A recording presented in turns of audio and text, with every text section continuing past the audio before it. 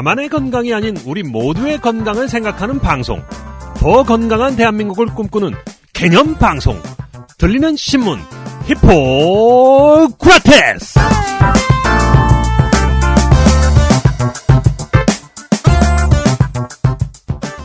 안녕하세요. 법무법인 세승 변호사 김변 김선욱입니다. 안녕하세요. 청년의사신문 편집주간 박쌤 박재영입니다. 정치자 여러분, 네, 달라진 거 느끼시나요? 지난주에 김변이 왜 맨날 박쌤이 먼저 얘기하느냐고 해가지고 생각해보니까 그렇더라고요. 그래서 오늘 순서를 바꿔봤습니다. 김변, 소감이 어떻습니까? 이 권리 주장을 하면은 받아들여지는구나. 굉장히 민주적인 이 프로세스가 적용이 되고 있는 회사다. 이런 네. 걸 다시 한번 느꼈습니다. 네. 그렇게 훈훈한 얘기 할 줄은 몰랐는데. 네. 그러나 제가 느껴보니 네. 우리 박쌤이 먼저 하시는 게 맞는 것 같습니다. 다음부터는 아니에요. 안 까불고 안 개기고 안 삐질게요. 네. 아니에요. 김변이 먼저 하는 거 좋을 것 같아요. 김변이 메인 MC. 네, 전 보조 MC 이런 역할로 해가지고. 원래 그러면 예전부터 날 보조 MC로 생각해봤어요? 야, 이게 숨은 마음이 다 드러나네.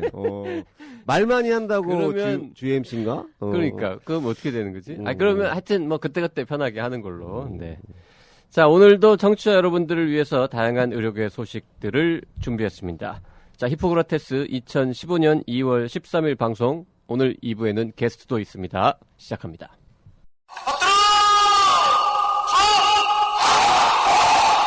꽃보다 할배, 꽃보다 누나, 꽃보다 청춘에 이어 드디어 나왔다. 꽃보다 군인. 전직 군의관 형님들이 알려주는 안전한 군대 생활. 군대 간다, 건강하자. 꽃보다 군인. 엄마와 여친이 챙겨주는 꽃보다 소중한 청춘들의 입대 필수품. 꽃보다 군인. 엄마가 무심하거나 여친이 없으면 본인이 직접 사도 됩니다. 자, 뉴스 브리핑 시간입니다. 김은영 기자 나와 있습니다. 안녕하세요. 김은영입니다. 예, 한의사에 대한 현대 의료기기 있잖아요. 그게 허용 논란이 줄어들기는커녕 계속해서 좀 더 커지고 있는 모양새인데요. 최근 한의계에서 한의학이 현대의학이라는 주장을 했다는 얘기가 있던데요. 네, 한의계가 이제 본격적인 여론전에 돌입했는데요. 동아일보에 광고 하나를 게재했습니다. 국민건강 수호를 위한 범한의계 대책위원회라고 이제 한의협이 한의사의 현대의료기기 사용을 촉구하기 위해서 만든 그 위원회인데요.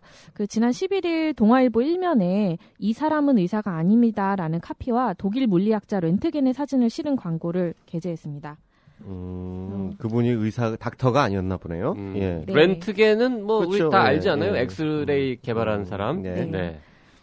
광고를 보면 이 사람은 엑스레이를 처음 발견한 독일 물리학자 비렐름 콘라드 렌트겐이다라고 시작해 그는 이 발견으로 엄청난 부를 얻을 수도 있었지만 엑스레이는 모든 인류의 것이라는 신념으로 모두의 복지를 위해 특허 출원을 하지 않았다고 이어지고 있습니다.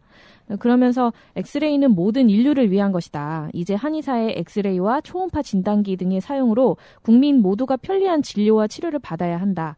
한의학은 이 시대와 함께하는 현대의학이라고 끝맺었습니다. 아니 앞부분은 그래도 말이 어느 정도는 되는데 한의학은 이 시대와 함께하는 현대의학. 이 표현은 좀 이상한 것 같은데 그 렌트겐은 참 훌륭한 분이군요. 근데 몰랐습니다. 네. 김변 이거 네. 이 정도 기술 이 발견이죠. 엑스선 자체는 있는 거니까. 네. 하여튼 요 엑스레이 그 기계를 발명했다고 볼 수도 있는데 네. 이분이 특허를 주장했으면 진짜 부자가 되긴 됐겠죠 아마. 그렇겠죠. 네. 네. 그게 의학적으로 상당히 유용하고 그러니까요. 의학뿐만 아니라 여러 가지 유용할 텐데. 그 무렵에는 네. 이미 이제 이런 특허나 이런 그 제도가 좀 정비된 다음이잖아요. 그렇죠. 19세기 예. 말이든가 예. 그러니까. 렌트겐은 참 훌륭한 분이군요. 네. 자, 근데 의료계에서 이 광고를 보고 뭔가 좀 반응을 보였을 것 같은데요. 뭐라 그러던가요? 네, 한마디로 황당하다는 반응이었습니다. 대한의사협회 한방대책특별위원회는 한방치료 시 한의사들이 X선이나 초음파를 사용하는 것에 대해서는 반대한 적이 없다고 그렇게 반박을 했습니다. 한특위 조정훈 의원은 의료계가 반대하는 것은 X선 진단기나 초음파 진단기를 한의사들이 사용하는 점을 반대한 것이지. 그러니까 X선이나 초음파는 써도 되는데 진단기를 쓰면 안 된다 그 얘기였군요. 네네. 네. 그래서 만약에 한방에서 X선을 이용한 음양 오행 측정기나 운기 측정기를 개발하고 세계적인 검증을 거쳐서 사용한다면 전혀 이제 반대할 이유가 없다 이렇게 얘기했습니다. 네, 농담으로 받았네요. 네. 네. 조 위원은 의료기기를 쓴다는 것 자체가 의료행위를 하겠다는 얘기고 결국 의사처럼 보이고 싶어하는 흉내내기에 불과하다며 그렇게 지적을 했는데요.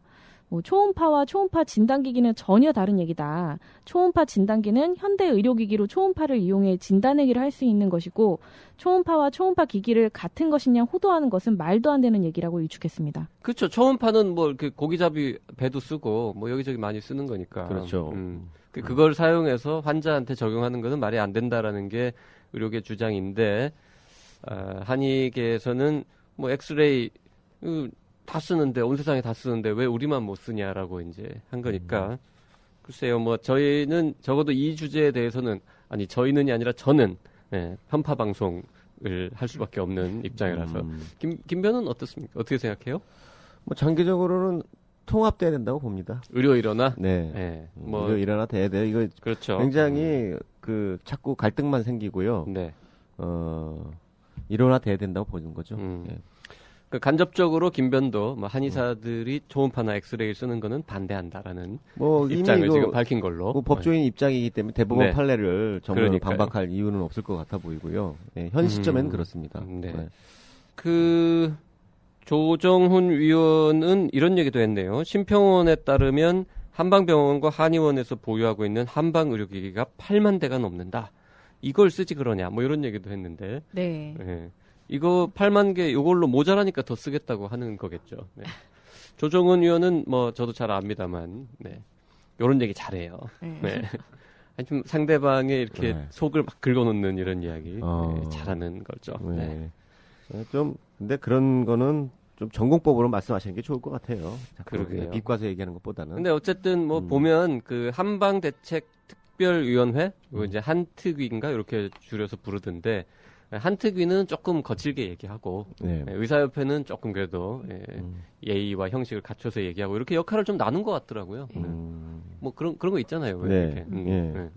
그래서 이 조정훈 의원이나 한특위의 역할은 좀 요런 식의 멘트를 날리는 게 아마 주어진 역할인 것 같습니다.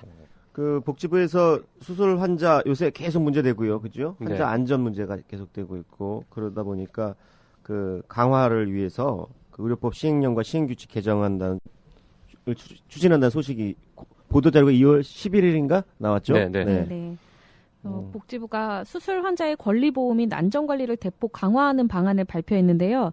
그 시작은 최근 미용 성형 수술을 하는 병원에서 벌어진 안전사고 때문이었습니다. 2013년 12월 성형수술 여고생이 사망하는 사건이 발생했고 올 1월에도 중국에서 온 성형수술 환자가 그 수술 중 심정지 상황이 발생하는 등 미용 성형 수술과 관련한 사고가 이어지고 있습니다. 지금 그 중국인 환자는 뇌사 상태에 빠진 것 같다라는 보도 이후에는 아직은 안 나왔는데요. 사망했다고 하던데요. 사망한 걸로 들었어요. 제가 어제 사망했다고 얘기 들었습니다. 그 왜 기사는 안 나왔죠? 최근에 이건 관련해서 복지부 사람 만났을 때 그때는 복지부 과장도 아직 그 뇌사 상태에 빠져가지고 회복은 안 되고 있다 이 정도까지만 들었다고 했는데 그 사이에 또 그래요? 어떻게 기자보다 변호사가 더 먼저 알지? 저 밀접하게 잘 알고 있습니다. 그렇군요. 네. 알겠습니다. 우리 저 녹음 끝나고 빨리 좀 사실 확인을 해봐야겠군요. 네. 그래서요. 이어가시죠. 복지부는 그래서 지난해 9월 서울 강남구 등에 소재한 성형외과 병원 병의원 18곳을 대상으로 실태 조사를 진행했는데요. 이번 방안은 그 후속 대책이었습니다. 네. 그럼 미용 성형 수술과 관련해서 환자 안전을 좀 지키기 위한 방안이다. 이게 이제 핵심인 것 같은데 구체적으로 어떤 내용이 담겨 있습니까? 우선 성형수술 전 수술 동의서를 쓰게 되는데요. 거기에 수술 의사의 전문 과목, 수술에 참여한 의사, 수술 예정 의사와 실제 수술 의사가 동일하다는 내용을 표기해야 합니다. 문제가 됐던 대리수술을 차단하겠다는 의도입니다. 특히 그 대리수술 방지를 위한 다른 방안으로는 수술실 CCTV 설치가 있는데요. 이는 시행령, 시행규칙 개정과 같은 강제 조항이 아닌 자율적으로 시행하면 되는 일종의 권고입니다. 자, 이게 뭐 수술 의사의 전문 과목을 동의서에 반드시 쓰게 한다. 그리고 이제 비전문의가 성형 외과 전문의인 것처럼 뭔가 이렇게 행세하는 것을 못하게 하겠다 이런 뜻이겠죠. 그렇겠죠. 네. 뭐 거기 내용 보면은 주의사하고 보조의사 전부 다 하고 그래. 전문 과목 표방하는 경우에는 무엇이 전문 과목인지 이제 쓰자. 그렇죠. 예. 조금 덧붙여서 설명드리면 그 수술 동의서에 이제 나는 전문이다라고 명시를 하는 경우에 이제 전문 과목을 표시해야 되고 네. 전문이란 소리가 안 들어가면 네. 굳이 뭐 내가 무슨 과를 했다 이런 건 안 써도 되는 그냥 것으로. 의사 홍길동이라고 그렇죠. 쓰든지 예. 땡땡과 전문의 홍길동 맞습니다, 이렇게 맞습니다. 쓰든지 둘 네, 중에 네. 하나를 하라는 거죠. 좀 애매하겠습니다. 현장에서는. 요게 만약에 아직 뭐 확정된 건 아니지만 이게 확정이 그렇죠. 되고 나면 네. 성형외과 전문의가 아닌 분들이 만약에 성형수술을 하고 환자한테 동의서를 받을 때 뭐 외과 전문의 이건 뭐 그래도 좀 그런데 뭐 가령 재활의학과 전문의라거나 산부인과 전문의라고 쓰는 거는 약간 꺼려질 것 같죠, 아무래도. 그런 거를 좀 네. 막아보겠다고 이제 네. 막거나 혹은 그런 걸 알려서 이제 뭐 적어도 환자가 그걸 알고 수술에 동의하게 하겠다 뭐 이런 의미로 이제 김변은 이거 어떻게 생각하세요? 이거 전문 과목을 환자한테 확실히 알려주는 거. 이거 전 두 가지 측면을 봐야 된다고 생각합니다. 하나는 성형외과 전문의가 아니면 성형수술을 상대적으로 좀 뭐라 그럴까요? 좀 덜 잘하지 않느냐라는 그런 측면이 하나 있을 수 있고, 두 번째는 실제로 잘하는 분도 있겠죠. 하지만 환자가 최소한 알고 있어야 된다. 네. 그렇죠. 내가 누구한테 뭐 어떤 전문가한테 수술을 받는지는 알아야 한다. 그러니까 적어도 환자는 성형외과 전문의인 줄 알고 수술을 받았는데 실제로는 아닌 경우, 이런 경우는 좀 없었으면 좋겠다. 이게 지금 정부의 취지인 것 같은데. 이거는 꼭 성형외과뿐만 아니라 의사뿐만 아니라 기기도 마찬가지로 들어가는 재료는 이게 뭐 중국산인지 유럽산인지 미국산인지 그런 것들 원산지 네. 우리가 식당에 가도 배추 중국산 뭐 이런 거 다 써 있잖아요. 어쩌고. 예, 그런 측면에서 보면은 환자나 소비자의 권리, 알 권리를 충족시키자는 측면에서는 제가 볼 때는 바람직한 정책 방향이라고 보여집니다. 그러게요. 네. 근데 이제 뭐 CCTV는 일단은 권고 사항으로 됐네요. 네. 자, 또 다른 내용이 뭐 있죠? 굉장히 많던데요, 이번에 나온 내용이. 네, 의료기관에서 환자가 의료인을 보다 쉽게 식별할 수 있게 명찰 등의 도구를 사용하게 하는 내용인데요. 복지부도 수술실 내 감염 등에 대한 우려가 있기 때문에 수술실에서는 사용하지 않는 쪽으로 추진하고 있습니다. 그러니까 명찰을 네. 명찰은 폐용하지 않되 바깥에서는 폐용하라. 그렇죠. 네. 그렇죠. 그러니까 가운에는 붙이고 수술복, 맞습니다. 그러니까 수술복에도 명찰을 폐용하게 했으면 좀 웃길 뻔했어요. 그러니까요. 거기는 네, 다 네. 소독한 옷인데 맞습니다. 예. 명찰도 그럼 소독해야 되든다고 일회용 명찰 뭐 만들어야 이렇게 되니까. 하는 네. 도중에 고정을 시킨다 그래도 이게 이제 떨어지는 경우도 그럼요. 생길 네. 수 있고 뭐 이런 여러 가지 변수가 있어서. 근데 우리 네. 곽성순 기자는 인사는 했나요? 중간부터 어느 날 갑자기 끼어들었네. 그러고 보니. 네, 저 네. 청년에서 박성순 기자. 네. 명찰로 네. 안 와도 이렇게 자수를 놓으면 되잖아요. 수술복마다. 근데 이제 이 복지부가 실태조사를 실제로 갔는데 수술장에도 들어가 봤죠. 근데 네. 이제 그 수술복이 워낙 많고 그렇죠. 뭐 계속 갈아입기도 하고 뭐 여러 가지 뭐 이렇게 자기들도 수술복에 이제 마크를 하는 게 이게 뭐라 그래 현실적으로 좀 맞지 않다라는 생각을 한 들어가 것 본 같아요. 다음에 예, 알았구나. 안 예. 거죠. 그래서 야, 정말 네. 진짜 의료진과 환자의 불신이 극에 달았기 때문에 정부가 나서는 일이죠. 네. 사실 이런 그리고, 나라는 네. 우리나라밖에 없을 텐데. 그리고 명찰 얘기 아까 그 좀 빼먹었는데 수술 예정 의사와 실제 수술 의사가 동일하다라는 내용을 수술 동의서에 쓰는 것도 약간 웃긴 것 같아요. 이거를 수술 예정 의사가 누군지를 쓰면 되지. 그걸 이 사람이 진짜 수술합니다라는 얘기를 다시 한번 쓸 필요가 있을까? 그렇죠. 이제 그게 근데 예전에 이제 유령 의사 얘기도 막 나오고 이제 대리 수술 이런 얘기가 너무 많이 나와서 네. 아예 그거를 이제 그 안에다가 명시를 해서 나중에 실제 이제 그래서 이제 CCTV나 이런 것들을 환자가 요구했을 때 틀었을 때 다른 의사가 들어오거나 이러면 그때 이제 법적으로 이게 뭐 되는지 모르겠지만 아니 근데 그런 걸좀 수술 고려한 예정 것 의사가 같아요. 누구라고만 쓰면 그것만 써도 나중에 딴 사람이 수술하면은 이게 거짓말한 거가 되니까 기록이 남잖아요. 그렇죠. 어차피 근데 이게 차팅을 할 테니까 네. 차팅에 누가 사인을 했는지만 봐도 근데 예, 동의서에 수술- 나와 있는 거랑 수술하는 확인이 사람이 누구라고 이름 써놓고 그 밑에다가 이 사람이 정말 수술합니다라고 다시 쓰라는 뜻인 것 같은데 그런 이건 뜻은 좀 아닌 것 이상한 것 같습니다. 같은데 네. 이건 좀 빼야 될 것 같아요. 네. 그리고 또 수술실 기준과 관련한 내용도 있대요.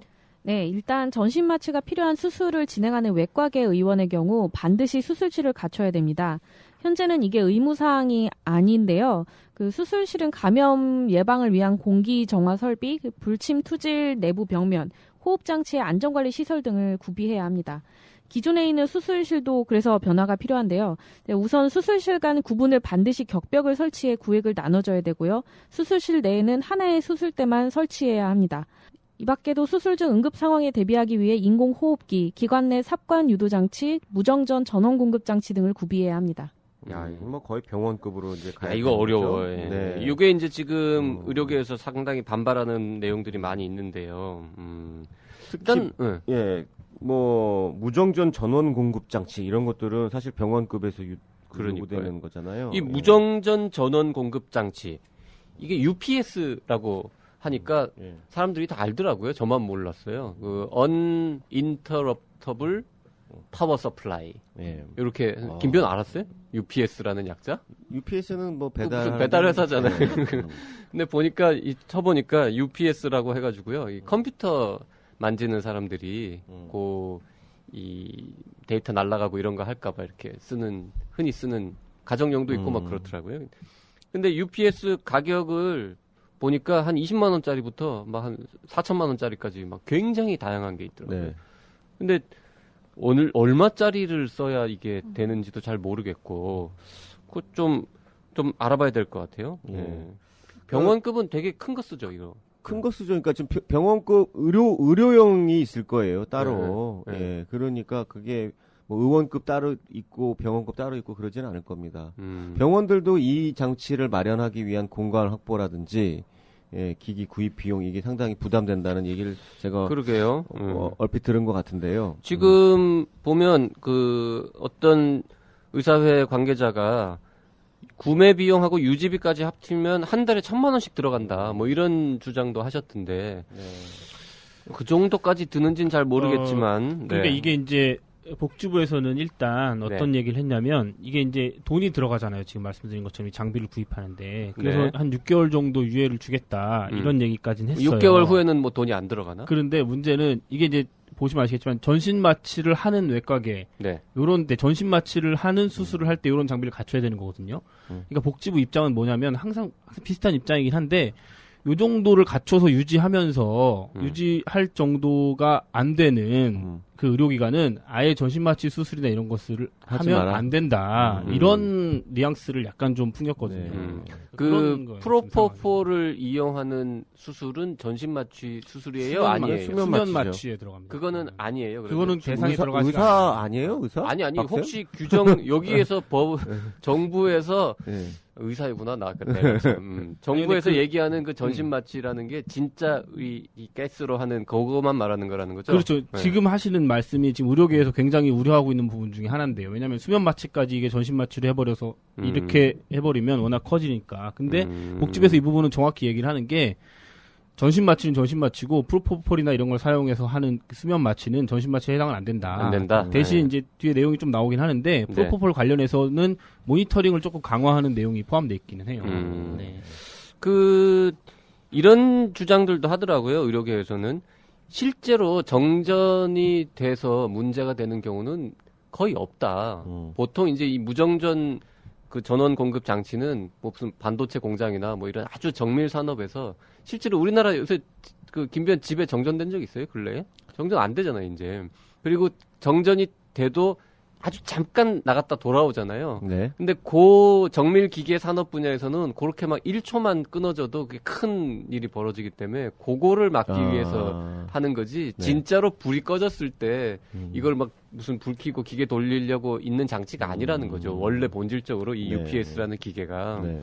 그래서 수술실에서는 물론 뭐 1초, 2초 잠깐 전원이 나가는 것도 뭐 일종의 뭔가 뭐 사고라면 사고이고 대처해야 되는 상황인 건 맞지만 다시 돌아오면 끝이라는 거예요. 이거 없어도 된다. 이런 주장을 하는 분들도 있더라고요. 저도 뭐 수술방에 들어가 본 지 하도 오래돼가지고 지금 잘 정확하게는 모르겠지만 이런 전원 자동 공급 장치까지는 필요하지 않다라는 목소리들도 많더라고요. 심지어 뭐 이 의사들 이런 얘기도 했어요. 그 인공호흡기 자동 네. 인공호흡기가 만약에 정전이 되면 이게 손으로 엠부 짜면 된다. 급할 때는.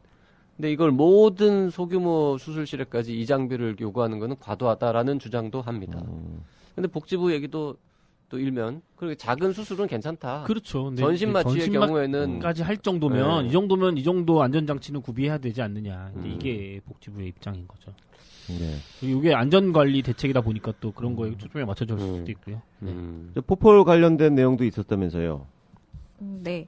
좀 전에 설명해주신 부분인데요. 그 전신 마취의 경우 대부분 마취 통증학과가 전문의가 직접 진행하고 수술 후 깨어날 때까지 모니터링하는 것으로 조사됐지만 프로포폴 등을 활용하는 수면 마취의 경우 집도의가 진행하고 마취 후 의식 회복까지 모니터링이 잘 되지 않는 점을 보완하기 위한 것입니다. 복지부는 이를 위해 프로포폴 사용에 관한 가이드라인을 개발할 예정이고요. 수면 마취 후 의식 회복까지 모니터링을 강화하는 내용을 의료법 시행규칙에 담을 예정입니다. 그래요. 모니터링 좀 더 하긴 해야죠. 예. 지금 최근에 난 사고들이 다 프로포폴 때문에 대부분 난 모니터링이 네. 잘 안 돼서 그런 거죠. 네. 예, 근데 이제 여기서 말하는 모니터링이라는 거를 복지부에서 이제 기자들 만나가지고 얘기할 때 조금 더 자세하게 얘기를 했는데 뭐 거창한 게 아니고 끝나고 나서 이제 바로 의료진이나 이렇게 다 나가버리는 게 아니라 최소한 이제 뭐 의사가 됐던 간호사가 됐던 뭐 말로는 간호조무사까지도 언급을 하긴 했어요. 네. 남아서 최소한 바이탈 사인 정도는 봐야 된다는 거죠. 이제 자연스럽게 깨어나고 있느냐 이런 것까지만 보고 깨어날 때까지는 남아서 좀 이걸 봐야 된다. 이제 이런 의미의 모니터링. 그러니까 이게 지금 얘기는 사실 그 민법상 그 경과 관찰 주의 의무에 다 들어가는 내용들이거든요. 이걸 안 하고 의료사고가 나면은 배상 책임을 묻습니다. 근데 지금 복지부에서 이걸 시행령 시행규칙으로 넣겠다는 거는 민사상 배상 책임뿐만 아니라 형사상으로 또는 행정적으로도 처분을 하겠다는 뜻이죠. 좀 더 강화되는 거죠. 돈만 갖고 안 되고 형도 살 수 있다 이렇게 안 하면 이제 이런 의미로 바뀌는 거죠. 그러니까 행정 처분을 할 수 있다는 거죠. 뭐 이걸로 그렇죠. 이걸 어겼다고 뭐 징역까지는 않겠지만 그러니까 여태까지 안 했던 걸 해라는 건 아니고 네. 여태까지 안 했으면은 사고 났을 때 배상은 했는데 형사 행정 처분을 안 받았던 거를 이제 행정 처분이나 형사 처벌까지 하겠다는 의미입니다. 그렇군요. 네. 자, 이거 말고도 또 있어요. 이렇게 한꺼번에 많은 걸 발표했어요, 이번에. 이번에 네. 확 예, 그냥 뭐 아예 의료 광고제도 개선 내용도 광고 뭐, 관련 내용도 예, 있네요. 네, 예, 그것도 좀 그리고 전해주시죠. 예, 연예인은 물론 유명 운동선수 등도 의료기관 광고를 하지 못하게 될 거다. 네. 이런 내용이 있네요. 소비자 현혹 광고 원천 금지가 그것인데요. 음. 우선 환자의 치료 전후 비교 광고가 금지됩니다. 아하, 드디어 네. 이 비포 애프터가 네. 이제 금지되는군요. 네. 네. 또 연예인은 물론 유명 운동 선수나 유명인은 그 의료기관 광고를 할 수 없게 됩니다. 아, 전부 이제 거기 성형외과뿐만 아니라 모든 의료기관 뭐 축구 네, 선수, 맞습니다. 뭐 씨름 네, 선수, 맞아요. 뭐 네. 역도 선수 이런 분들 안 많이 된다는 쓰잖아요. 거죠. 요거는 성형외과만 되는 게 아니라 모든 의료기 광고에 다 통용되는 거기 때문에 네. 네, 그래서 그러면 이제, 예. 지금 그 길거리에 붙어 있는 안 됩니다. 건강한 병원 이런 데 있는 안 연예인 돼요. 광고 이거 다 이제 사라지는 안 거예요. 됩니다. 네. 그러니까 거기서 이제 연예인이라고 명시가 돼 있어서 그리고 그 네. 땡생 한방병원에 막 축구 선수 이런 거 안 다 됩니다. 없어지는 안 됩니다. 거예요, 안 이제. 물어봤는데 이게 연예인이라고 하면 이제 이 정의를 정하기가 되게 어렵잖아요. 네, 그러니까 네. 일단 협회에 등록된 음. 협회라는 게 솔직히 있는지 잘 모르겠는데 등록을 하는지는 모르겠는데 네. 등록된 사람들 다 안 되고 협회에 등록된? 뭐 연예협회 뭐 연예인협회 이런 아니 게 그 있나 봐요. 무명 연예인도 못 써요, 그러면? 근데 여기서 되게 어려운 거예요. 네. 이게 사람들이 딱 봤을 때 얘는 이 사람은 누구다라고 알 정도의 유명인들은 다 안 된다는 거예요. 그게 뭐 야구 뭐 운동선수가 됐던 네. 저명 인사가 됐던 뭐가 됐던 다 안 된다는 거죠. 그 좀 범위를 정하기는 좀 어렵겠군요. 너무 애매해요. 이게. 그래서 기자들 사이에 아니 예를 들어서 김선욱 이러면 이 이름만 들으면 되게 유명한 사람이고 저명 인사인데 얼굴을 걸어놓으면 아무도 모르잖아. 그러니까 김선욱 변호사는 되는 거야, 안 되는 거야? 뭔 소리 하고 있어요 지금 도대체?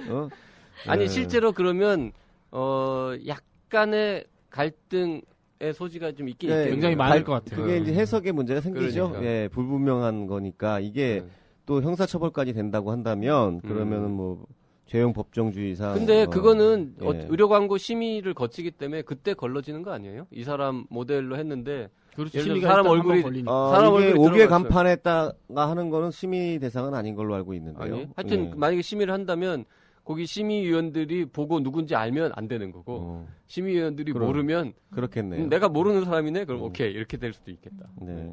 문제 또 이때 저기 쇼닥터 이 얘기도 있구만요. 네, 그 일명 그 쇼닥터를 금지하는 내용의 의료법도 이제 시행령에 포함시킬 방침입니다. 의료인은 방송, 신문 등에서 특정 건강기능식품이나 의약품, 의약외품 등의 효능이 있다고 설명하거나 의학적 효능, 효과를 보증하는 그 행위를 해서는 안 됩니다. 요거 조금 이상해. 요거 좋은 내용이긴 한데 맞아요. 이것도 네, 이거 보세요. 방송, 신문 등에서 그리고 의약품, 의약외품, 건강기능식품 등의 효능이 있다고 설명하거나 보증하면 안 돼. 이거 아니 그럼 아무 말도 못 하는 건데 이제 그러면 개발했다 뭐 이런 말도 못 하게 돼 있다고 돼 있더라고요. 그죠? 네. 아니 근데 왜냐면 네. 피부과 의사들이 화장품 개발하는 경우들이 많고 뭐 네. 가정의학과 의사들이 건강기능식품 개발하는 경우들이 있거든요. 네. 네, 그런 경우도 하면 안 된다 이런 식으로 지금 아니 근데 예고가 됐더라고요. 근데 지금 멀쩡하게 전 세계의 사람들이 다 먹고 있는 뭐 그런 의약품 이런 거에 대해서 이 약품의 효능은 무엇이다라고 설명하는 것도 하지 말라는 거죠. 그렇죠. 지금 요 법대로 네. 요 규정대로라면. 네. 근데 지금 문제가 되는 의약품은 거는 어차피 광고가 안 되니까. 아니 왜 언급은 할 수 있잖아요. 방송의 컨텐츠 전문 중에는. 의약품은. 네. 그래서 근데 검증된 내용 뭐 그게 의약 외품이든 식품이든 간에 검증된 내용을 설명해 주는 것까지 그러니까 못하게 할 필요는 이런 거죠. 없잖아요. 뭐 아침마당이나 뭐 이런 건강 프로그램에 의사가 나와서 네. 뭐 이런 것들이 몸에 좋고 뭐 이런 말 하지 말라는 거 아닙니까 지금? 전혀 하지 말라고. 네, 그런 뜻이죠. 네. 그래서 이게 참 너무 포괄적 금지가 돼 너무 있어서 포괄적 금지일 것 같은데 좀 문제가 이거는. 있을 수가 있어요. 지금 물론 이게 지금 입법이 된 건 아니고 예고 기간일 거예요, 그죠? 네, 언제 3월 됐죠. 3월 30일까지 예, 의견 제출하라고 하는데 왜냐하면 지금 방송통신심의위원회에서 마련한 자체 규정에도 어느 정도 허용된 부분들이 있거든요. 의료인들이 네. 나와서 방송을 할 수 있는 가령 뭐 홈쇼핑이라든지 무슨 뭐 그런 광고나 이런 행위 할 수 있는 게 광고심의위원 규정들이 있는데요. 그것보다 훨씬 더 이제 이게 규제를 하게 되는 거죠. 그래서 이게 지금 현재 규제 기호틴 정책하고는 제가 볼 때는 방향은 반대죠. 완전 예. 반대로 가고 있는 거죠. 근데 지금 여기 구체적으로 복지부 자료를 보면 이렇게 돼 있어요. 식품은 의약품으로 혼동할 우려가 있는 표현을 쓰면 안 된다. 맞죠. 네. 그리고 질병 치료에 효능이 있다는 식으로 말하면 안 된다. 이것도 맞습니다. 그리고 화장품은 특정 화장품을 지정 공인 추천 지도 연구 개발 또는 사용하고 있다는 내용을 말하면 안 된다. 이것도 이해가 돼요. 근데 제가 지금 지적하고 싶은 거는 의약품이나 의약외품, 의료기기 이런 거에 대해서도 기능성 의학적 효능 효과를 보증하거나 특정 제품을 지정 공인 추천 지도 사용하고 있다는 내용이 다른데? 효과를 보증하는 거는 안 된다고 봐요. 근데 지금 아까 이 앞부분에 기본 내용에 보면 효능을 설명해도 안 된다고 하길래 그건 좀 그렇잖아요.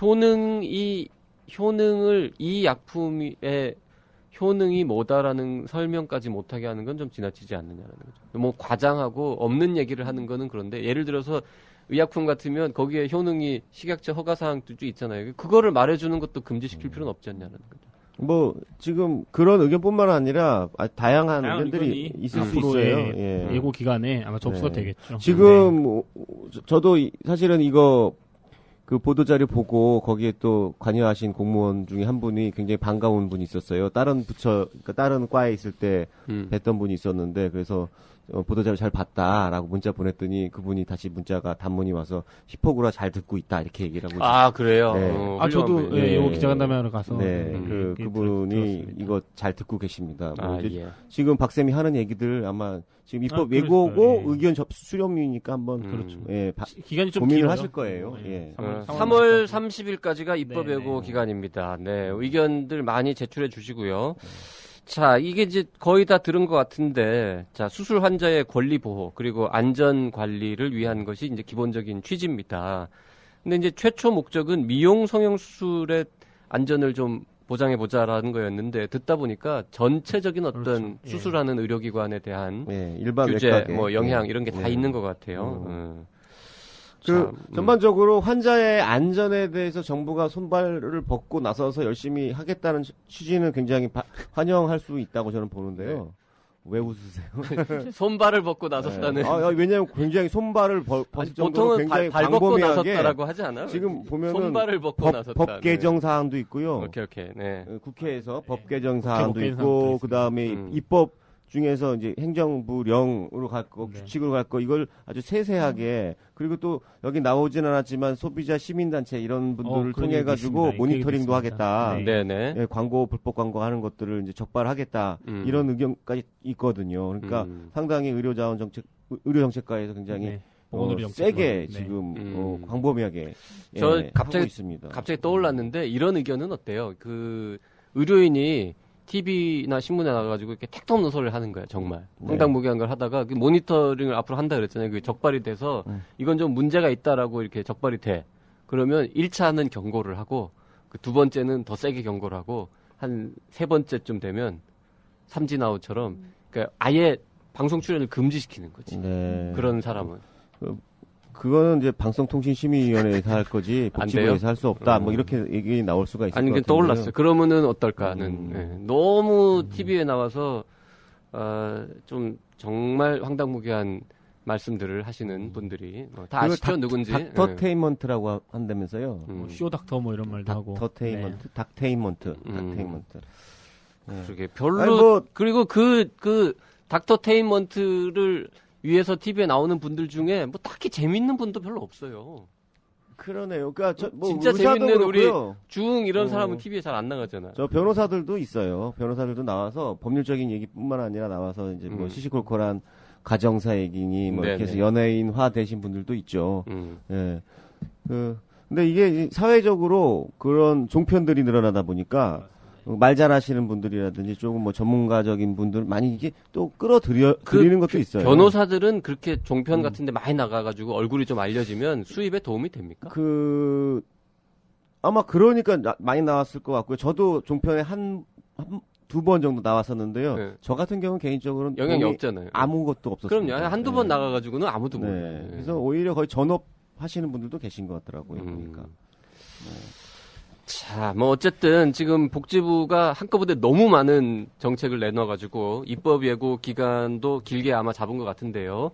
자, 저희가 지금 미처 생각하지 못했거나 말씀드리지 않은 내용들 일단 확인하시고 적극적으로 의견들을 개진해 주시면 좀 더 좋은 정책을 만드는데 도움이 될 거라고 생각을 합니다. 다음 뉴스 넘어갈까요? 예, 그래요. 예, 제약협회에서 그 리베이트 근절을 위해 꽤 강도가 높은 자구책을 스스로 마련했다 하는 내용이 있습니다. 어떤 내용인가요, 그게? 네, 제약협회는 지난 10일 이사회를 열고 올해 사업 계획을 결정했는데요. 여기에 리베이트 척결을 위한 무기명 조사, 가중처벌 탄원 등이 포함됐습니다.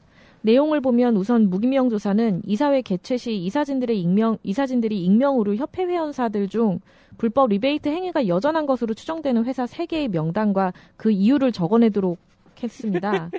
네, 협회는 약간 웃긴데 이거. 협회는 이를 취합해 다수 이사들에 의해 지적된 회사에 대해 비공개로 경고할 방침입니다. 경고에도 불구하고 리베이트를 계속 진행하다 사법당국에 적발될 경우 협회 차원에서 가중처벌을 탄원하는 조치를 밝겠다는 것이 협회 입장입니다. 초등학교 때 많이 했던 써든 사람 이름 적어내는 거 아니야, 이거. 이거 훔친 거라고 생각되는 사람 뭐 야, 이렇게 근데 이 무기명. 추정됐는데 사실 아닐 수도 있잖아요. 그렇죠. 아니면 여기 네. 뒤에 이제 나와 있지만 네. 그렇게 해서 다수에 걸렸는데 그렇게 해서 쭉 지켜보고 있는데 마침 사법당국에 만약에 거기가 걸리면 네. 그러면 우리가 여봐 니네 역시 이럴 줄 알았어 이러면서 얘네 벌 좀 더 주세요 이렇게 얘기를 한다는 거죠. 나중에 네. 걸렸을 때 가중처벌을 탄원하겠다. 우리가 미리 사전에 꼰질렀었는데 경고했었는데 말 안 들었어요. 이렇게 일르겠다는 거군요. 이게 뭐 제약협회가 강도 높은 자구책을 마련했다라고 말하기보다는 깜찍한 방안을 생각해낸 것 같은데요. 네, 심각하긴 심각한가 보네요. 네. 뭐 이거 끝인가요? 이 내용은? 다음 뉴스 넘어가죠. 네. 네. 설 연휴 맞아서 이제 일주일 푹 쉬시는 분들 있잖아요. 해외에 많이 나가실 텐데 홍역을 조심해야 한다. 정부의 발표가 있었습니다. 네, 그 질병관리본부는 방학 및 설 연휴를 맞아 해외여행을 준비하는 여행객들은 미리 홍역 예방 접종을 받고 출국할 것을 당부했는데요. 지난해 국내 홍역 확진 환자 중 대부분이 해외 유입과 관련된 환자였다는 것이 이유입니다. 실제 지난해 홍역 확진 환자 상황을 보면 총 442명이었는데요. 이 중 해외 유입 관련 환자가 428명에 달해 96%가 해외에서 홍역에 걸려온 것이었습니다. 그래요? 네. 야, 몰랐네요. 그 이것도. 그냥 아무 나라 나가도 다 맞는 거예요? 일단 대상 국가는 필리핀, 베트남 등이고요. 질병관리본부에 따르면 필리핀과 중국의 경우 2014년 초에 시작된 전국적인 홍역 유행이 종료됐지만 여전히 산발적으로 환자가 발생되고 있다고 합니다. 그럼 그러니까 나라에 따라 다르긴 하지만 주로 이제 중국이나 동남아나 뭐 좀 그렇죠. 이런 네. 지역에 갈 네, 사람들은 예방 접종을 맞는 게 맞고 가는 좋겠다라는 게, 네. 거죠, 지금. 안 맞는다고 뭐 공항에서 못 그렇진 나가고 않습니다. 이러진 않아요. 네, 네. 예. 예방 접종 이 정말 제가 물어봐야 되는 내용인지는 잘 모르겠습니다만은 하도 오래돼 갖고 기억이 안 납니다. 예방 접종 어떻게 하죠? 홍역은? 네. 네, 그 해외여행을 계획하고 있는 경우 홍역 예방 백신을 2회 모두 접종했는지 확인하고 2회 접종을 완료하지 않았거나 접종 여부가 불확실한 어린이, 청소년 및 성인의 경우 출국 전 2회 접종 완료 또는 적어도 1회 접종을 하라고 당부했습니다. 또 홍역 1차 접종 시기보다 이른 생후 6개월에서 11개월 영아라도 홍역 유행 국가로 해외여행을 떠날 경우 1회 접종을 받고 출국할 것을 권고했습니다. 그렇군요. 자, 마지막으로 재중원이 서울대병원하고 세브란스 병원의 어떤 오리진에 대한 논란이 있어요, 지금 이게? 또 나왔어요. 이거 굉장히 오래됐어요. 네. 저는 왜 세브란스라고 알고 있었죠? 그러면? 저도 그렇게 알고 있는데 어느 몇 년 전부터 갑자기 서울대병원에서 네. 재중원을 계승한 것은 서울대병원이다. 적자가 우리다라고 주장하는 바람에 논란이 계속되고 있죠. 한 10년 된 것 같은데요, 벌써? 이번에는 또 어떤 계기로 불거졌나요? 네, 연세의료원 정종훈 교목실장이 지난 9일 한 일간지에서 서울대병원의 역사 왜곡이라는 글을 통해 재중원을 계승했다는 서울대병원을 비판했습니다. 정 실장은 올해 광해어원 재중원이 문을 연 지 130년 되는 해로 광해원은 1885년 4월 10일 개원해 그해 4월 26일 재중원으로 이름을 바꿨다. 재중원은 세브란스 병원, 연세대로 이어져 오늘에 이르고 있다. 하지만 이 명백한 사실을 왜곡하려는 시도가 서울대병원에 의해 진행되고 있다고 주장했습니다. 재중원은 왕립병원으로 국가가 운영했고 그렇다면 국립인 만큼 국립서울대병원이 그 명맥을 이어받았다는 논리를 펼치고 있다고 하는데요.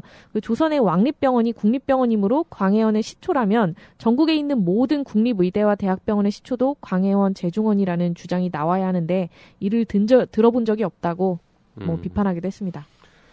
그렇죠. 네. 뭐 성균관 대학교 뭐 이런 것까지 다 가고 서울대학교의 뿌리가 그러면은 뭐 태학 무슨 고구려 뭐 이쪽까지 그 왕립기관은 다 되는 거 아니냐 뭐 이런 비판들을 이제 하는 분들이 있던데 그 제가 저기 연대 출신이라서 드리는 말씀이 아니라 서울대학교 서울의대 뭐 서울대병원이 뭐 제일 좋은 병원이라고들 다 인정하잖아요. 뭐 요즘 더 큰 병원들도 좀 있습니다만은. 근데 뭐 어차피 1등 의과대학인데 뭐 이것까지 오래된 것까지 굳이 1등을 하려고 이렇게 하시는지 그거 잘 이해가 안 가는 부분이 좀 있었어요. 김변은 요 논란 처음 들었어요? 이거 한 10년 됐는데? 아, 그래요? 네. 저는 처음 들었어요. 네. 지금 저 별로 뒤에서, 국민들은 관심도 없는 거 아닌가요? 네. 네. 지금 방금 들으신 잡음은 뒤에 저희- 쌓아놨던 네, 뭔가 물통이 네, 물병이 넘어지는 소리였습니다. 죄송합니다. 네. 자, 이에 앞서서 서울대병원하고 세브란스 병원은 작년 말에도 이 재중원 설립 130주년 기념 달력을 각각 따로따로 제작해가지고 이미 이제 요런 논란을 다시 또 시작될 것 같은 기미가 좀 보였었는데요. 재중원은 좋겠네요. 하여튼간 어느 쪽이 됐든 다. 그죠? 네. 뭐 재중원이 막 좋은 병원 2개나 만든 뭐 이런 역사가 네. 되나요? 네. 어쨌든 올해가 이 또 10년 단위로 끊어지는 해잖아요. 130년 딱 되는 해라서 양쪽에서 막 행사도 준비하고 있고 하던데요. 아마 4월 되면은 다시 논란이 또 생길 것 같아요. 네. 네. 그 날짜 되면. 네. 자, 오늘 뉴스 브리핑 여기까지 할까요? 김 기자 수고했습니다. 네, 감사합니다. 사는 사람, 파는 사람, 훔치는 사람.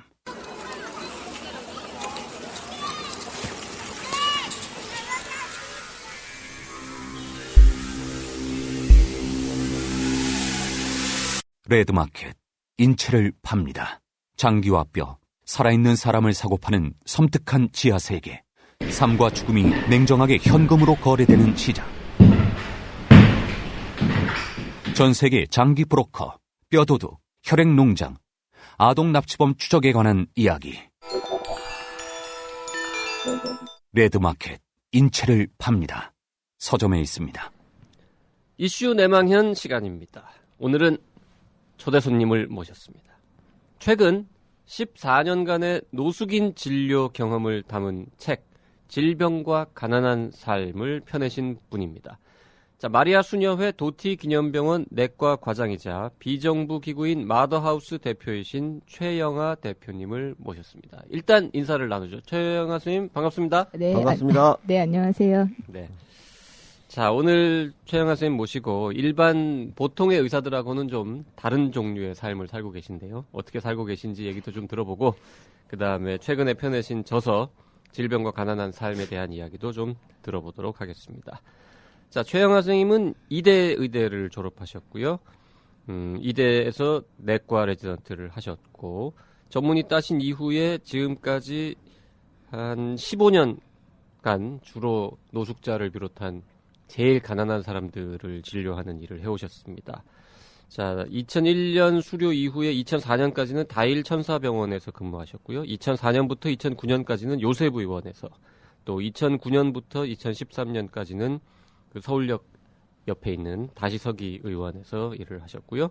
지금은 도티병원에서 일하시고, 그리고 연세대학교 대학원에서 인문사회의학 전공으로 석사 학위도 받으셨습니다.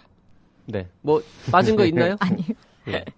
나이 뭐 이런 건 얘기 안 했지만, 네. 네. 모두 따고 사회에 진출하신 지 한 15년 됐다. 그러면 이제 나이는 대충 나올 거고요. 네, 네.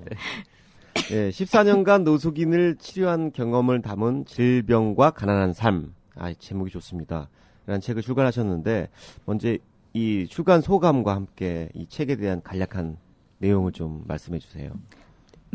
원래 책을 쓰려고 계획한 게 아니라 그냥 인문사회의학 그 석사과정 봤는데 이제 논문을 안 쓰면 졸업을 못 하니까 네. 꼭 써야 되는 상황에서 논문을 썼는데 이제 거기 지도 교수님들이 이 책을 단행본으로 냈으면 좋겠다라고 연결을 해주셔서 네. 이렇게 박재영 선생님 만나고 그래서 자연스럽게 이 책을 이제 단행본으로 만들게 됐던 거였어요. 청년의사에서 발행한 거네요. 네네. 네, 그렇습니다. 예. 정려회사 아니면 그런 책을 아무도 안 내죠. 그러게요. 청년의사의 주옥 같은 책들이 있죠.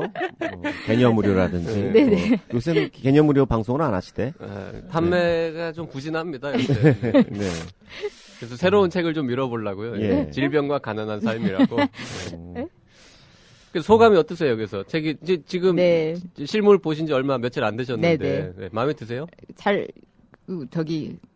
편집하신 분이 김하나 선생님인가요? 네, 그분이 네. 열심히 수고하신 것 같은 생각이 디자인 들었어요. 잘 됐어요. 팥죽색 나고요. 디자인은 어때요? 따뜻해 아니, 뭐, 보이고. 일단은 저는 그냥 가만히 있는데 이렇게 알아서 책을 만들어 주시니까 저는 감사를 해야 될 것 가만히 같아요. 계시긴요. 이 원고를 네. 다 쓰셨는데. 네, 네. 어찌됐건. 자, 선생님 하여튼 책은 지금 처음 내신 거죠. 네. 네. 책에는 아까 지금 이제 그 석사학위 논문을 위해서 원래 작업하신 게 기초가 예. 됐다고 하셨는데 그 책의 내용을 일단 잠깐 좀 소개를 목차 같은 거라도 좀 소개를 해주시죠. 어떤 내용이 담겨 있는지. 그러니까는 일단은 제가 계속 그 노숙인 진료하면서 계속 많은 고민이 들었고 많은 또 이렇게 그러니까 의료인이 거기 많지 않아서 그런지 사회복지 관련된 사람들이나 정책 관련된 분들이 질문을 하는 많은 내용들이 있었어요. 특히 노숙인들이 도대체 뭐를 갖고 있는지 좀 다들 궁금해하셨고 일단 제가 제일 궁금했고 제 자신이 가장 이렇게 너무 병은 많은 것 같긴 한데 도대체 왜 이렇게 이 사람들이 이렇게 살고 있는지 그리고 이 병은 도대체 어떻게 관리를 해야 되는지 제가 좀 궁금했던 것 같아요. 제 자신이. 그래서 제가 계속 이 사람들 질병을 어떻게 좀 이렇게 통계처럼 만들기 좀 어려운 환자들이잖아요. 일단 보험 없고 주민등록이 없거나 그리고 환자가 추적 관찰이 잘 안 되고 사라지기도 하고 여기 가고 저기 가고 그러니까 여기서 무료 진료 조금 저기서 무료 진료 조금 하고 중간에 없어지고 이러는 분들이라서 도대체 그런 환자들을 대상으로 어떻게 데이터를 잘 모아서 뭔가 좀 신빙성 있는 자료를 만들기도 어려웠고 그런 여러 가지 고민을 하다가 이렇게 우연찮게 이제 계속 이렇게 환자들이 제일 원하는 것들이 이렇게 근로능력 평가 진단서라는 걸 통해서 보호 일종 되는 걸 원했어요. 그러니까 말하자면 가장 밑바닥에서는 이제 보험도 없고 주민등록 전입할 주소도 없고 그러니까 본인 자신이 어떤 정체성이 없는 상태로 뭐 이렇게 돌아다니잖아요. 그러다가 어떤 방을 하나 얻어서 그 주소를 전입해서 근로능력 평가 진단서를 쓰면 하나의 이 시민이 되는 거예요. 그래서 아주 밑바닥에서 약간 그 가장 밑바닥 계층에서 조금 높은 그래도 나라에서 돌봐주는 정체성이 생기는 예, 정체성이 생기는 거죠. 나라에서 네. 돌봐주는 어떤 시민이 되는 거예요. 그러니까 서울 시민이 되는 거고 뭐 복지 대상자가 되는 거예요. 유적자에서 유적자로 그렇죠. 되는 거네요. 예, 그러니까 주민등록을 전입을 못했다가 전입을 하면서 그 다음에 뭐 물론 그 다음에도 날라오는 세금이나 이런 것 때문에 더 괴롭기도 하지만 생활보호 대상자가 되면 그런 세금들 때문에 돈이 빠져나가진 않아요. 그러니까 자기 생활보호 대상자한테 주는 그 돈, 그 돈은 이제 보호 일종한테 주는 돈까지 뭐 빚이라든가 뭐 아니면은 세금 안 낸 거라든가 이런 것들이 다 빠져나가지는 않도록 조처를 했어요. 가장 기존 최초 생계비니까 그래서 그걸 만들어서라도 방에 들어가서 살기를 원하시는 분들, 본인들이 원해요, 일단. 네. 그래서 그거는 이제 본인들이 더 열심히 끝까지 그 근로능력 평가 진단서를 쓰는 과정을 도망가지 않고 계속 팔로우를 할 수가 있고 검사도 다 할 수 있었고 진단서를 제대로 쓰려면 여러 선생님들 진료를 봐야 되는데 어떤 그런 모든 과정을 함께 할 수 있었어요. 그런 사람을 이제 쭉 한 몇 년 동안 모았어요. 요셉의원이랑 그 다시서기 진료소에서 그러니까 노숙인인데 그래도 노숙인에서 이제 생활보호 대상자까지 가기를 원하는 그런 사람들을 모았던 사람이 한 1,000명?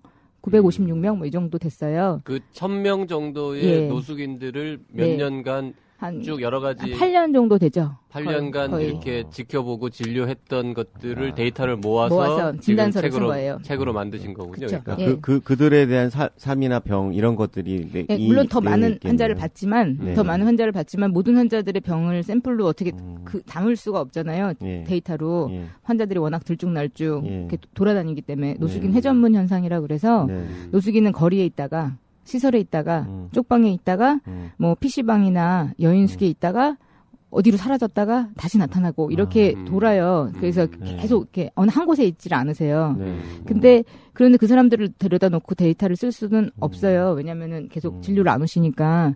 근데 그 중에서 이제 보호 일종 만드는 과정 중에서는 지속적으로 저랑 계속 만나는 사람들이 될 수 있죠. 보호 일종을 만들기 위해서라도.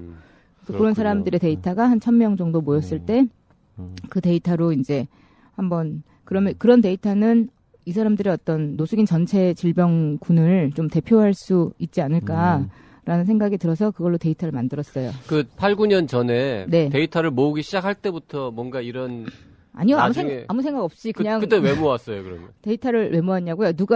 그때 그 서울시 무슨 자활지원과에서 도대체 이 사람들 질병이 뭐냐고 저한테 물어보길래 이 사람들의 질병이 뭐냐고 이렇게 어떤 회의를 하기 시작했어요. 그러니까 노숙인들은 도대체 어디가 아픈 거냐라는 예, 질문을 그런 질문을 한 거예요. 받았어요. 그래서 정말 어디가 아픈지 그래도 좀 의사답게 대답을 하기 위해서 좀 데이터를 모아서 좀 얘기를 해야 되지 않을까라는 생각이 들어서 이제 그때부터 이제 진단서 쓴 데이터를 모으기 시작했던 거였어요. 그리고 그 데이터를 예. 모아서 의미가 있으려면은 그 네. 데이터하고 어떤 다른 대조군하고 비교가 의미가 있을 것 같아 보이는데요. 네네. 쉽게 얘기해서 이 노숙자들이 갖고 있는 질병이 일반인과 어떤 면에서 다르다, 네네. 또는 같다, 뭐 그런 네. 부분들이 아마 그 이제 나와 책에 있을 것 같은데. 길게 나와 있어요. 대충 내용은 어떤 것들인가요? 그러니까는 일단 무슨 병이 제일 많냐라는 질문이 제일 많았기 예. 때문에 일단 그걸로 한번 무슨 병이 제일 많은지 기관별로 예. 그러니까 뭐 심혈관계 뭐 아니면은 뭐 내분비계 이런 개념으로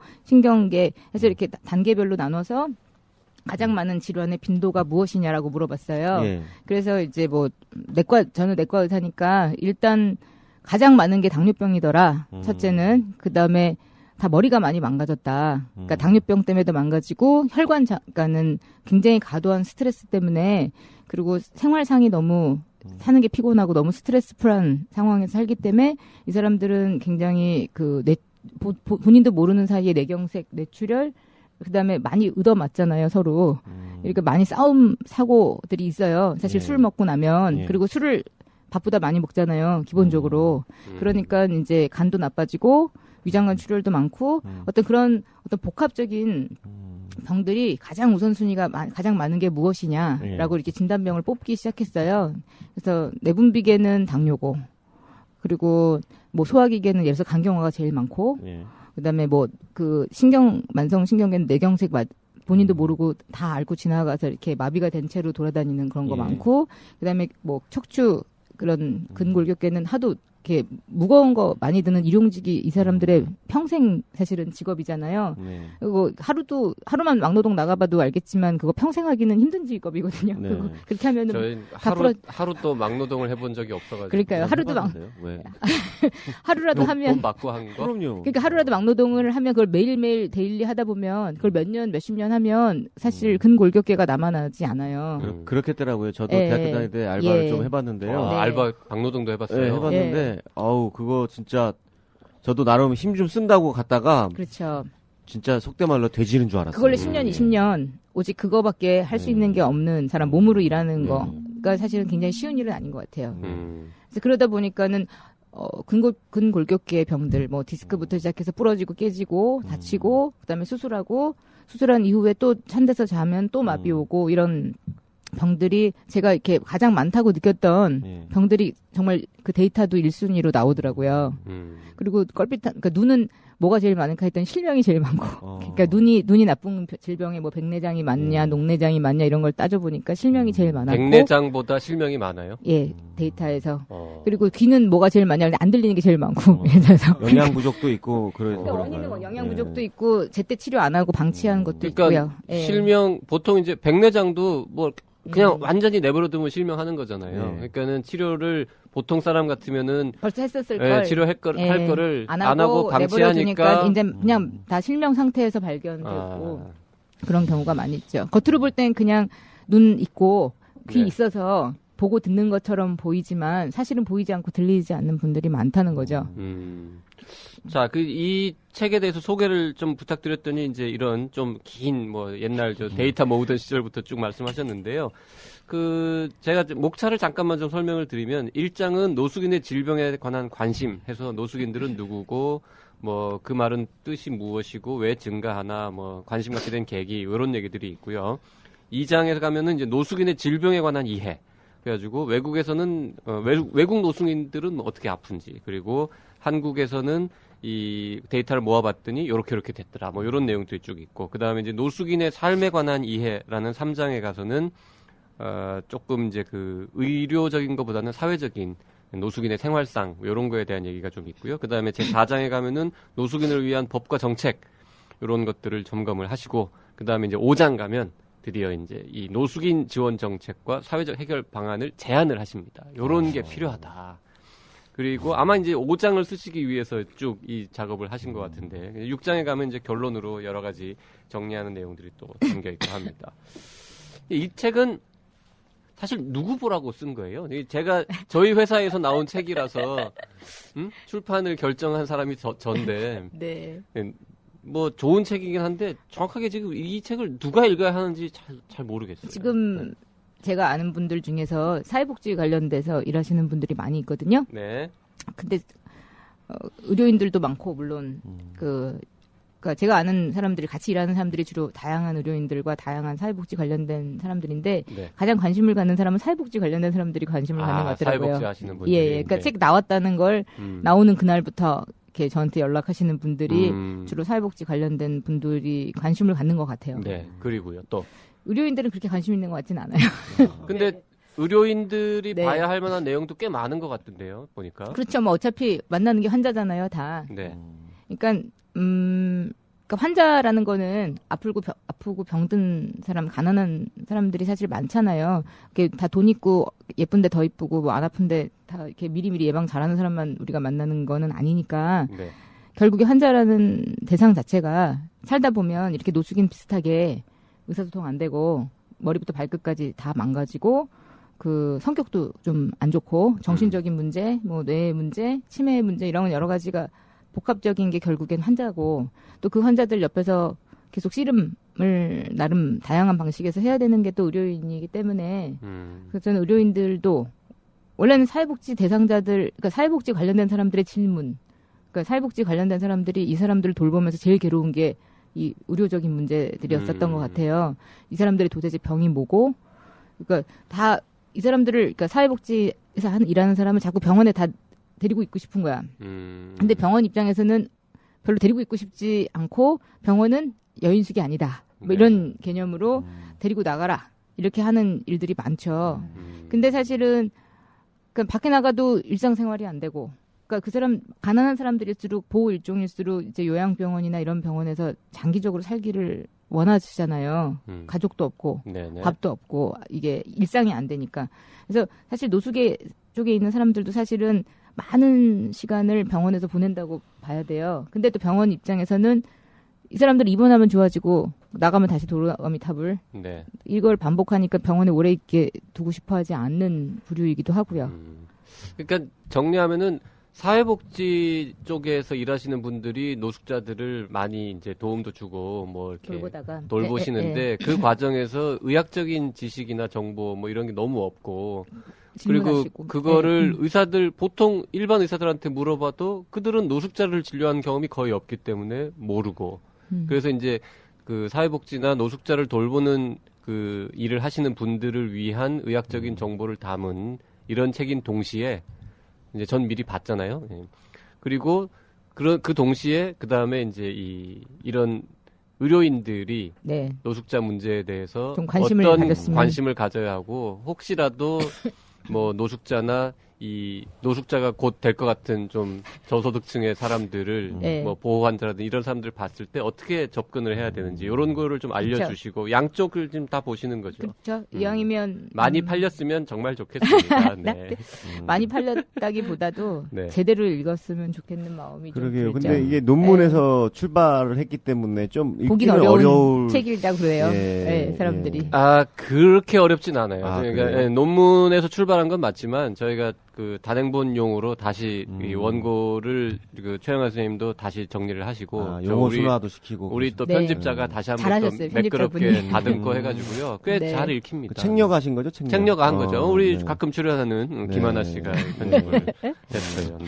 그 최 선생님이 보실 때 네. 그 지금 노숙자라고 표현하셨는데 그 뭐 지금 그렇게 좀 관심을 가져야 되는 네. 사람들이라고 한다면 네. 비단 노숙자뿐만 아니라 노숙자가 그렇죠. 될 될 수 위험이 있는 예, 사람들. 전체적으로 국민의 한 몇 퍼센트 정도 된다고 보십니까? 전수조사라는 걸 했어요. 네. 2011년도에. 그리고 네. 지금도 거의 매년 해요. 네. 그러니까는 노숙자라는 표현은 꼭 길거리에서 지금 누워있는 사람만이 아니고요. 네. 노숙인 시설. 네. 그러니까 뭐 자활시설도 있고 재활시설, 요양시설, 네.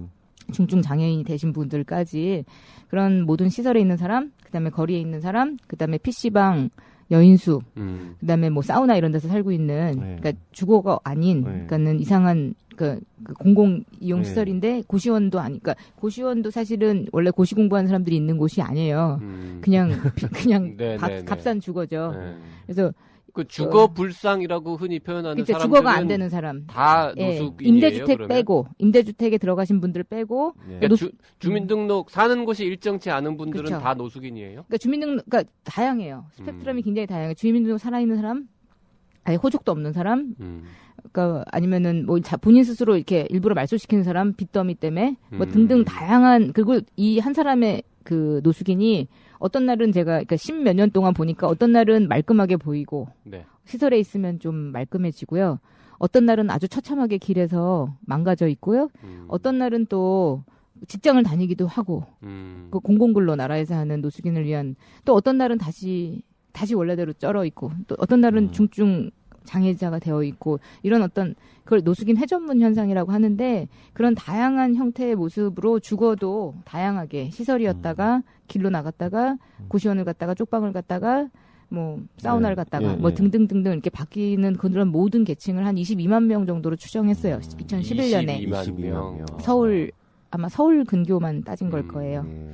그 오늘 방송 경험이 전혀 없으시다고 아까 저희 네네. 녹음 시작하기 전에 말씀하셨는데 몇 명이 됩니까라는 간단한 질문에 대해서 이렇게 길게 설명하시는 걸 보면 중간에 또 박쌤이 거들었어요. 아, 예. 그랬어요. 예.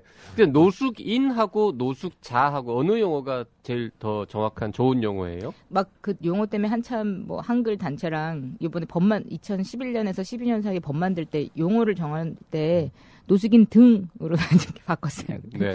하도 홈리스도 안 된다, 노숙자도 안 된다, 네. 불황자도 안 된다, 뭐 여러 가지 논란이 많아서요. 그냥 노숙인 등. 노숙자는 왜 안 된대요?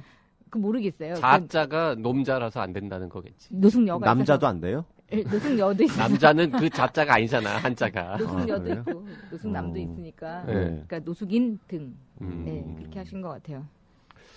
그 장애자보다 장애인이라는 용어를 쓰는 것처럼 인자로 끝나는 게 조금 더 뭔가 이렇게 존중의 의미가 의미인가요? 있는 것처럼 느껴지나 봐요. 예.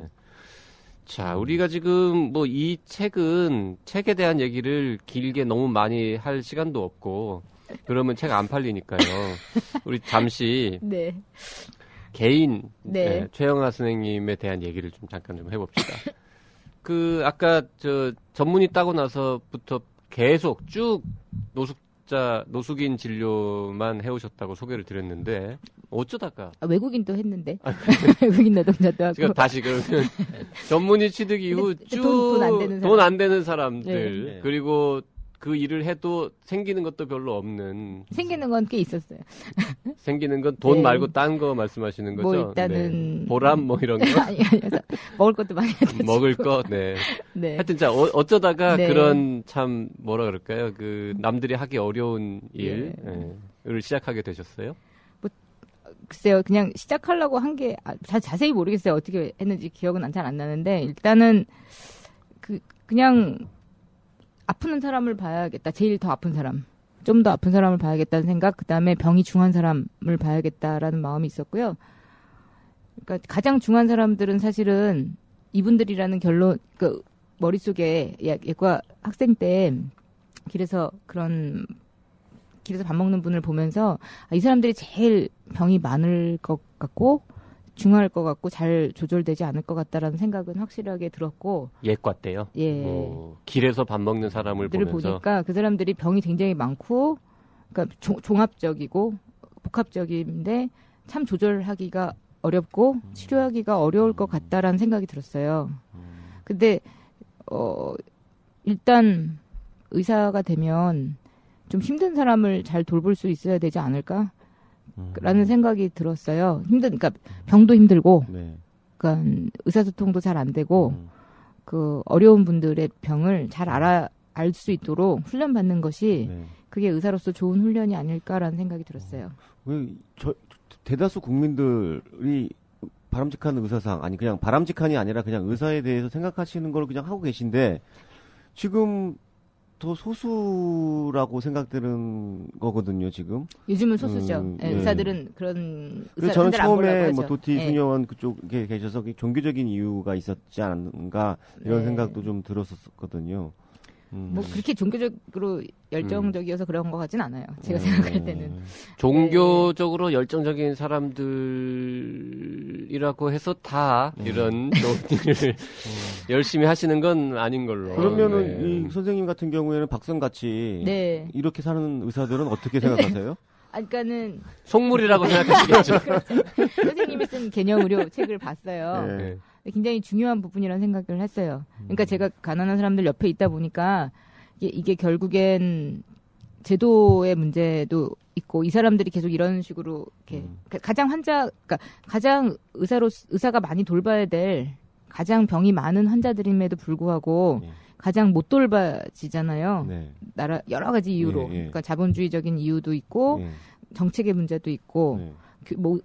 의사들의 교육을 잘못시켜서 뭐 그런 건지는 잘 모르겠는데 여하간 그런 것들을 그 어떤 의료인만의 문제는 아니라고 저는 생각하거든요. 그러니까 어떤 제도적인 문제도 있어요. 예. 그러니까 의료보험 제도의 문제도 있을 수 있고 네. 나라에서 어떤 공적인 공공의료에 대한 투자를 안 하려고 하는 것도 있고 그것들을 자신들이 나라가 어떤 국민에 대한 최소한의 그런 걸 해주려는 생각이 없고 그걸 다 어떤 의료인들에게 예. 책임 부과를 하는 그런 문제도 있다는 생각이 들었었거든요. 네. 근데 그 부분을 선생님은 개념의료 같은 책에서 쓰셨어요. 네. 그래서 그 부분을 보면서 그것들을 의사들에게 좀 잘 알려줘서 의사들 스스로가 잘못된 제도에 대해서, 의료 제도에 대해서 너무 방관하지 않고 좀 적극적으로 개입해서 같이 고쳐 나갈 수 있도록 좀 적극적이었으면 좋겠다는 생각을 했었거든요. 그걸 박쌤이 했다는 얘기인가요? 그 부분을 하신 것 같다는 생각이 들었어요. 뭐 서로 뭐 청년의사에서 나온 책을 쓰신 분들이 뭐 예. 그러게. 예. 네.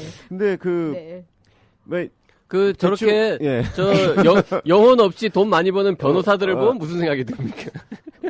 아니 뭐 어떤 직업에 있던 네. 영혼 없이 일할 수도 있고 영혼 있게 일할 수 있는 거 아닌가요? 그 부분을 제가 좀 궁금했던데요. 뭐 김변은 영혼이 있어. 최 선생님 같은 경우나 뭐 박쌤이나 저나 어떻게 보면 사회 운동을 해야 된다.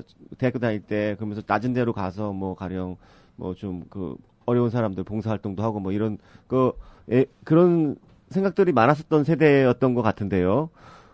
근데 대부분 중간에 그만두고 좀 법대 나온 친구들은 뭐 가령 예를 들어서 우리 80년대 초반 뭐 인권운동 하다가 어느 순간 사법고시 봐서 변호사 돼서 판사 돼 있고 국회의원 돼 있고 막 지금 그렇거든요. 정치하시고. 예, 정치하시고 오히려 더 이상해진 사람들 많아졌잖아요. 근데 뇌물 받고 막. 예. 최 선생님은 14년간 계속 일관되게 이걸 했단 말이에요. 그게 대단한 거죠. 예, 그러니까 그것을 가능하게 했던 힘이 과연 뭐냐. 그러니까 다른 데로 이직할 수 있는 재주가 없었다든지 뭐 그런 건가요? 아니면 어떤 건가요? 별로 딴 데가 재미가 없었던 것도 있고요. 근데 딴 걸 안 해봤잖아요. 뭐 이게 전문의 따고. 아니 중간중간에 뭐 네. 대진 해달라고 그래서 에이, 개인 병원도 왔다 갔다 뭐, 하고 그리고 그 개인 병원에서 잠깐 같이 일도 했어요. 그러니까 천사병원 준비할 때 그 준종합병원에서 같이 일하면서 천사병원을 준비를 했고 천사병원 시작한 다음부터는 그 일에 올인을 했는데 그런 것도 있는 것 같아요. 이런 일을 하다 보면 여기서 맛을 한번 봐서 이걸 안 하기가 어려운 부분이 저한테 그러니까 제가 깨달은 부분이 있었던 것 같아요. 그 맛이 뭡니까? 그 즐거움일 텐데요. 그러니까 그쵸? 즐거운 일을 하는 사람은 못 이기잖아요, 원래. 그렇죠. 제가 하고 싶어서 하는 일이죠. 그러니까 그게 뭐죠? 아까 말씀드린 대로 뭐 먹을 거 많이 갖다 줘서 그런 건가요? 꼭 그것만 아니고요. 네. 일단 환자와의 관계가 남다른 것 같아요. 뭔가 의사 환자와의 관계가 말로 표현할 수 없는 뿌듯함이라 그럴까요? 보람 뭐 이런 그러니까 게 환자하고 의사와의 관계가 뭔지 깊이 있게 깨달을 수 있는 그런 어떤 상황이 많았던 것 같고요. 그냥 일반 다른 환자들과는 맺을 수 없는 더 깊은 관계가 저도 어쩔 수 없이 그 사람이 아주 절박한 상황이어서 그러니까 육체적으로나 정신적으로나 사회적으로나 너무나 절박한 환자들을 제가 절박한 모든 문제를 사실 엄마도 아니고 그런데 그러니까 뭔가 그걸 해야 되는 어쩔 수 없는 그런 어떤 상황들이 많았어요. 그리고 그분들 안에서 그런 모습을 봤어요. 이렇게 그 레미제라블에 나오는 진짜 장발장 같은 분 같은 모습을 봤고 코제트 같은 모습도 봤고 팬팅 같은 모습 그분들의 어떤 그러니까 장발장에 대해서 계속 죄인이라고 쫓아다니면서 끝까지 잡으려고 하시는 자베르 같은 마음으로 바라볼 수도 있겠지만 장발장을 통해서 굉장히 은혜를 입으면서 서로 도움을 받는 여러 사람이 살아나는 이런 것도 있었잖아요. 근데 저는 근데 그 노숙인들 중에 장발장 같은 느낌을 주는 그분들의 어떤 그런 느낌을 참 많이 받았던 것 같아요. 그래서 그분들과 만남이 좀 저로 하여금 계속 그 일을 할 수밖에 없게끔 만드는 부분도 있었고 되게 많은 걸 깨닫게 했어요. 저를 많이 변화시켰고. 네.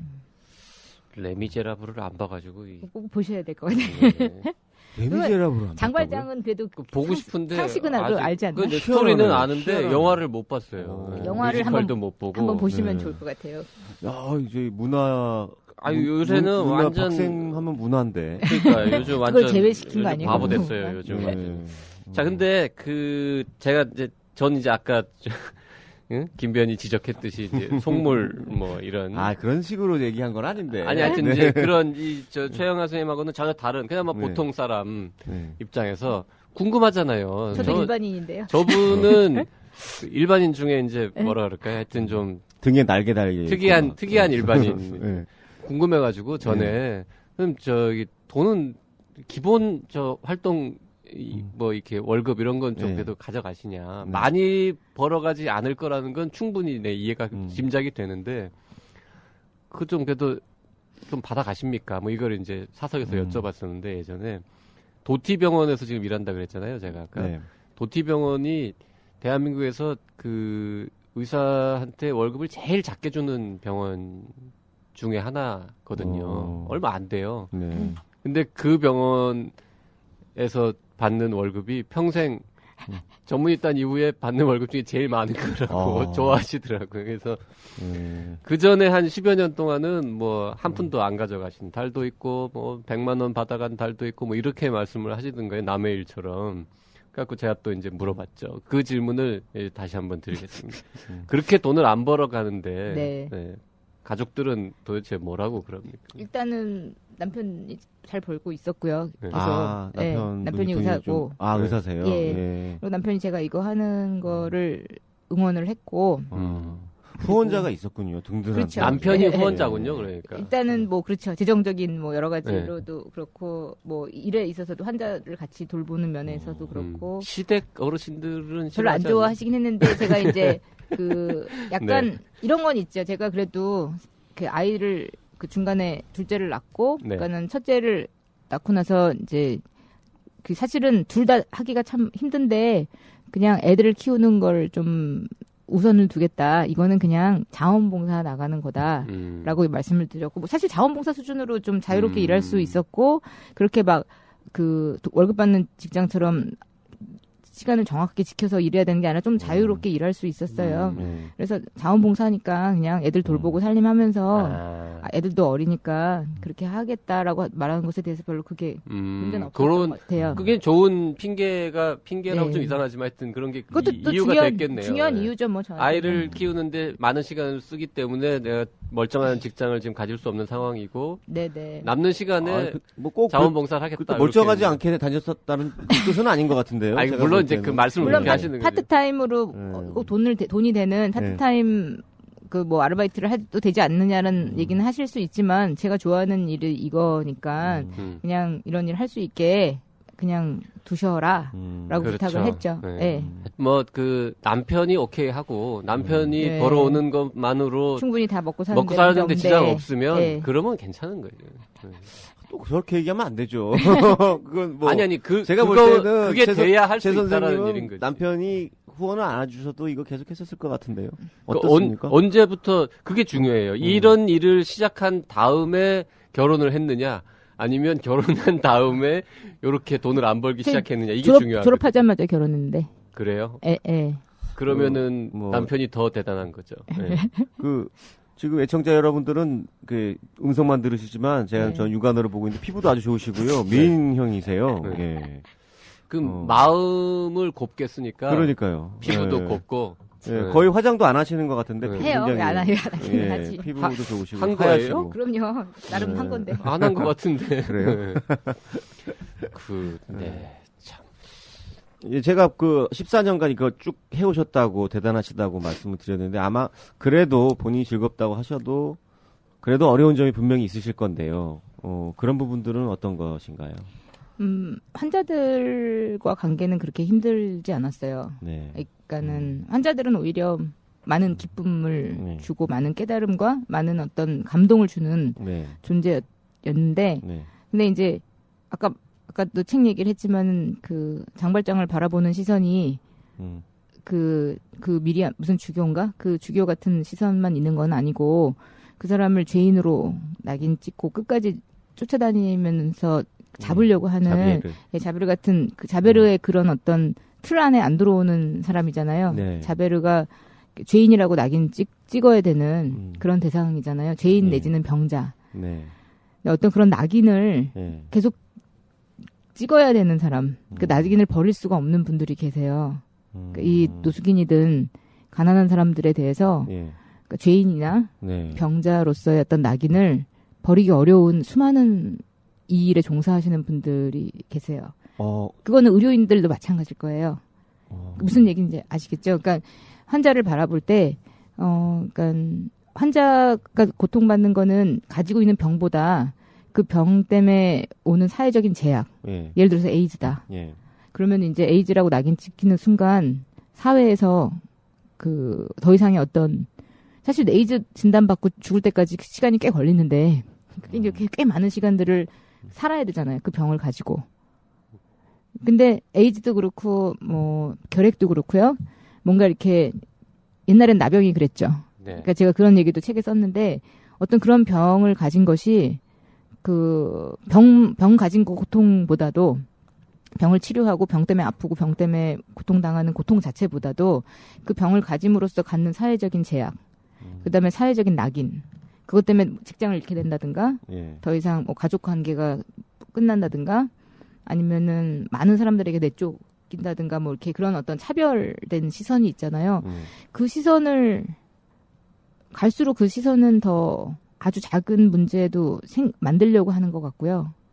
근데 그거를 갖다가 없애는 쪽이 아니라 사회적 통합을 가고 그 사람들이 먹고 살 수 있게 최소한의 인간답게 병을 가지고 계속 남은 인생을 살 수 있게 도와주는 것이 아니라 그 병이 생김으로써 낙인을 찍어서 완전히 사회에서 추방하려고 하는 그런 시선들이 항상 존재해요. 우리 사회예요. 그렇죠. 누구예요? 아마 의료인들 안에 더 많을 거예요. 의료인들 자신이 가장 이게 이 사람이 질병이 있다라고 이야기함으로써 나한테 옮을까봐, 그거는 아주 굉장히 이렇게 이 사람들을 그 죄인처럼 환자가 느끼게 만들고, 굉장히 물론 맨날 보니까 더 많이 옮을까봐 걱정은 되죠. 근데 그렇게까지 옮으려면은 굉장히 사실은 의학적 지식에 맞추면, 예를 들어서 에이즈 환자를 얼굴만 봐도 옮는 건 아니잖아요. 네. 근데 약간 그런 시선이 있잖아요. 얼굴만 봐도 옮을 것 같은 두려움을 갖게 만드는 건 의료인일 수도 있어요. 밥을 같이 먹어서 옮는 것도 아닌데 밥을 같이 먹어서 옮을 거라는 잘못된 시선을 주는 건 또 의료인일 수도 있어요. 네. 그리고 피 뽑다가 그러니까 한두 번 찔려가지고 옮는 것도 아닌데, 그러니까는 저 사람을, 그러니까 에이즈 환자를 몽땅 모든 요양병원에서 리젝트했던 거 아니겠어요. 어떤 그런 시선들은 의료인들이 만드는 게 아닐까. 그리고 그런 것들이 가장 힘들었던 것 같아요. 제가 뭐 의료인을 굳이 좀 두둔하려는 건 아니지만, 근데 노숙인 문제를 의료인이 해결할 수 있는 부분도 또 한계가 있잖아요. 그렇죠. 예, 사회 정책의 문제가 있죠. 예. 뭔가 이렇게 정부의 문제가 있고. 우리 예. 저 공직에 계신 분들도 이거 많이 듣거든요. 의외로. 네네. 네. 이 노숙인 정책 관련해가지고 제일 시급히 바꿔야 되는 거, 뭐 이런 것도 좀 말씀을 해주시죠. 책에서 얘기한 것도, 그러니까는 다 이렇게 자꾸 안 보이게 이 사람들을 치워버리고 싶은 마음들이 다 있어요. 눈앞에 안 보이게. 네네. 그러니까 과거에도 그렇게 했고. 그 88 올림픽 때 다 치워버리는 것처럼. 치웠던 것, 치워서 어디 한 곳에다 다 이렇게 쓸어 넣고 싶은 마음들이 있어요. 네네. 왜냐면은 그걸 자율성을 존중하고 뭐 인권을 존중하면은 그 사람들이 돌아다니면서 범죄를 저지를 수도 있고, 그러니까는 일반인들이 많이 싫어할 수 있고. 내 눈에 안 보이면 그냥 마음이 편하니까. 그러니까 내 눈에 보이고 있는 인간이라는 존재가 저런 모습으로 길거리에서 한겨울에 자고 있는 것도 꼴보기 싫고, 거기서 병나서 죽을까봐 그 문제 생기는 것도 꼴보기 싫고, 맨날 싸워가지고 피 철철 흘리고 이러는 것도, 길거리에서 밥 먹고 있는 것도 내 마음이 심히 괴롭고, 그래서 싹 안 보이게 치우고 싶다라는 마음들이 기본적으로 깔려 있어요. 그거는 정책을 만드는 사람이나 일하는 사람들도 안에 다 그런 마음들을 지우기가 참 어려운데, 그게 어떻게 보면은 잔재 같아요, 오래된. 네, 그런 거는 어떻게 바뀔 수 있을까? 그리고 마치 강남에 있는 아파트에서 거기 다니는 애들이 임대주택 애들하고 같이 다니면은 분리시키고 싶어 하시잖아요. 그렇죠. 예. 그 마음하고 또 그 마음이 좀 더 과도화돼서 이 사람들을 싹 쓸어버리고 싶어 하세요. 근데 그렇게 하면 해결되는 문제가 아닌데, 자꾸 이렇게 조금만 문제 있으면, 좀만 가난하면, 좀만 질병이 있으면 어떻게 하면 격리시키고, 어떻게 하면은 너와 나는 다른 인간으로 이렇게, 그런 사고방식이 있어요, 다 사실은. 장애인을 차별하면 안 된다 이런 얘기 할 때 우리가 왜 그런 표현 하잖아요. 이게 장애인은 특별한 사람들이 아니라 비장애인들도 언제라도 무슨 그쵸. 사고를 당하거나 운이 나쁘면은 장애인이 될 수 있다. 근데 노숙인도 그렇다면서요. 마찬가지죠. 네. 뭐 처음부터 아주 특별한 사람이 되는 게 아니라 그냥 멀쩡하게 사회생활 하던 사람들 중에도 많아요. 이런저런 이유로 네네. 노숙인이 된다고 하던데 심지어 선생님 만나본 노숙인 중에는 의사도 네, 있었다면서요. 있었어요. 예, 한 3분 정도 만났어요. 의사 출신 노숙인만 직접 분. 만나신 것만 3분이라고요. 예. 그 어떤 분들이 일단- 노숙인이 되는 거예요? 일단 그러니까 정신적인 질환이 먼저인지 음, 아니면 노숙을 해서 정신적인 질환이 생긴 건지 음, 뭐 그거는 둘이 같이 공존한다고 봐야 되지 않을까 싶어요. 그러니까 맨정신에 노숙을 할 수 없죠. 길거리에서 하룻밤 어떻게 자요? 그거는 못 자요. 그 추워서도 그 캠핑 도구를 다 준비해서 가도 하룻밤 자기가 쉽지 않은데. 그러게. 네. 그러니까는 그거를 몇 년씩 자면 그건 맨정신으로 불가능해요. 근데 꼭 노숙인들이 다 정신질환을 갖고 있는 건 또 아니잖아요. 근데 그렇게 살다 보면 정신질환을 갖게 돼요. 그러니까 노숙이라는 생활상을 살게 되다 보면은 맨정신으로 노숙을 할 수가 없어요. 그러니까 밥을 줄 서서 먹는 것도 정신이 좀 있으면은 안 먹어요. 정신이 좀 있는 노숙인은 어떻게 하면은 줄 서서 먹는 게 싫어서 안 먹거든요.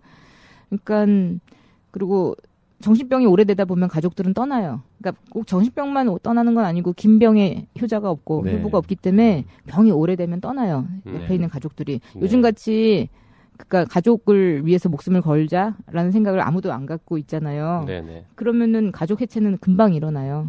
그러면 뭐 그리고 혼자 살다 보면 점점 정신이 이상해져요. 다. 그러니까 할머니 할아버지만 이상해지는 게 아니라 제가 혼자 사는 사람들을 많이 만났잖아요. 그러니까 혼자 고시원에서 하루 종일 그렇게 처박혀 있다 보면 사람들과 의사소통을 안 하다 보면 다 이상해지는 것 같아요. 그럼 누구든지 노숙하기가 참 쉽겠다는 생각이 들어요. 조금 병나면.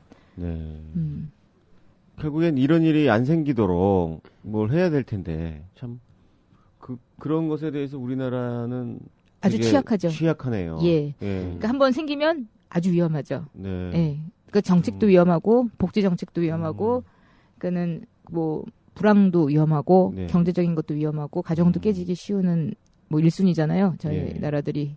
그래서 그런 여러 가지 면을 볼 때 우리나라는 좀 더 취약한 것 같아요.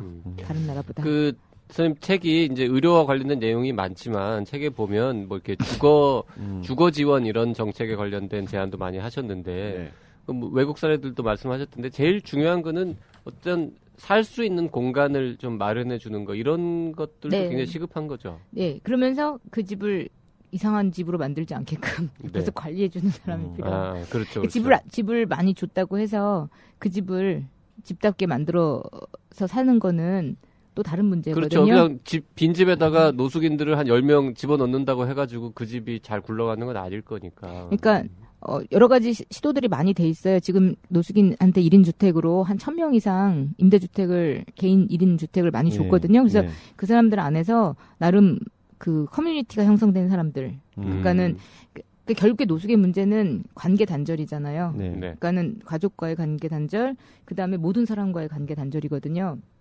근데 다시 뭐 임대주택이든 어떤 뭐 여러 가지가 다 필요한데 어찌됐건 그 노숙인 쪽에서 일하시는 사회복지사하고 하던 누구랑 하던 새로운 사람과 관계를 맺기 시작한 사람 그리고 다른 사람들과 이제 관계를 맺기로 결정해서 뭔가 새로운 어떤 커뮤니티를 형성한 사람들은 임대주택에서 조금 그 집답게 그리고 조금 사람답게 그러니까 혼자서 이렇게 이상하게 사는 게 아니라 사람답게 대화하면서 살아가게 돼요. 근데 시간이 좀 걸려. 몇 년. 하루아침에 되진 않아요. 노숙한 기간이 길어질 만큼. 치유가 있어야 되니까 그렇겠네요. 근데 안 된 건 아니에요. 그런 분들 꽤 많이 봤어요.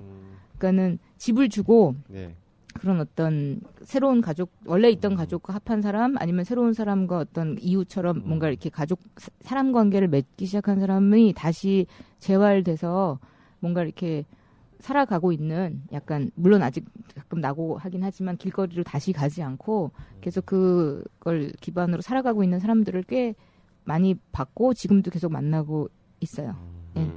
자, 아직 그 40대 중반, 네. 앞으로는 어떻게 지금 계획을 세우고 계세요? 뭐 사실 특별한 계획이 없는데 그냥 하는 일 계속 해야 되는데. 후학양성 지금 이제 후학.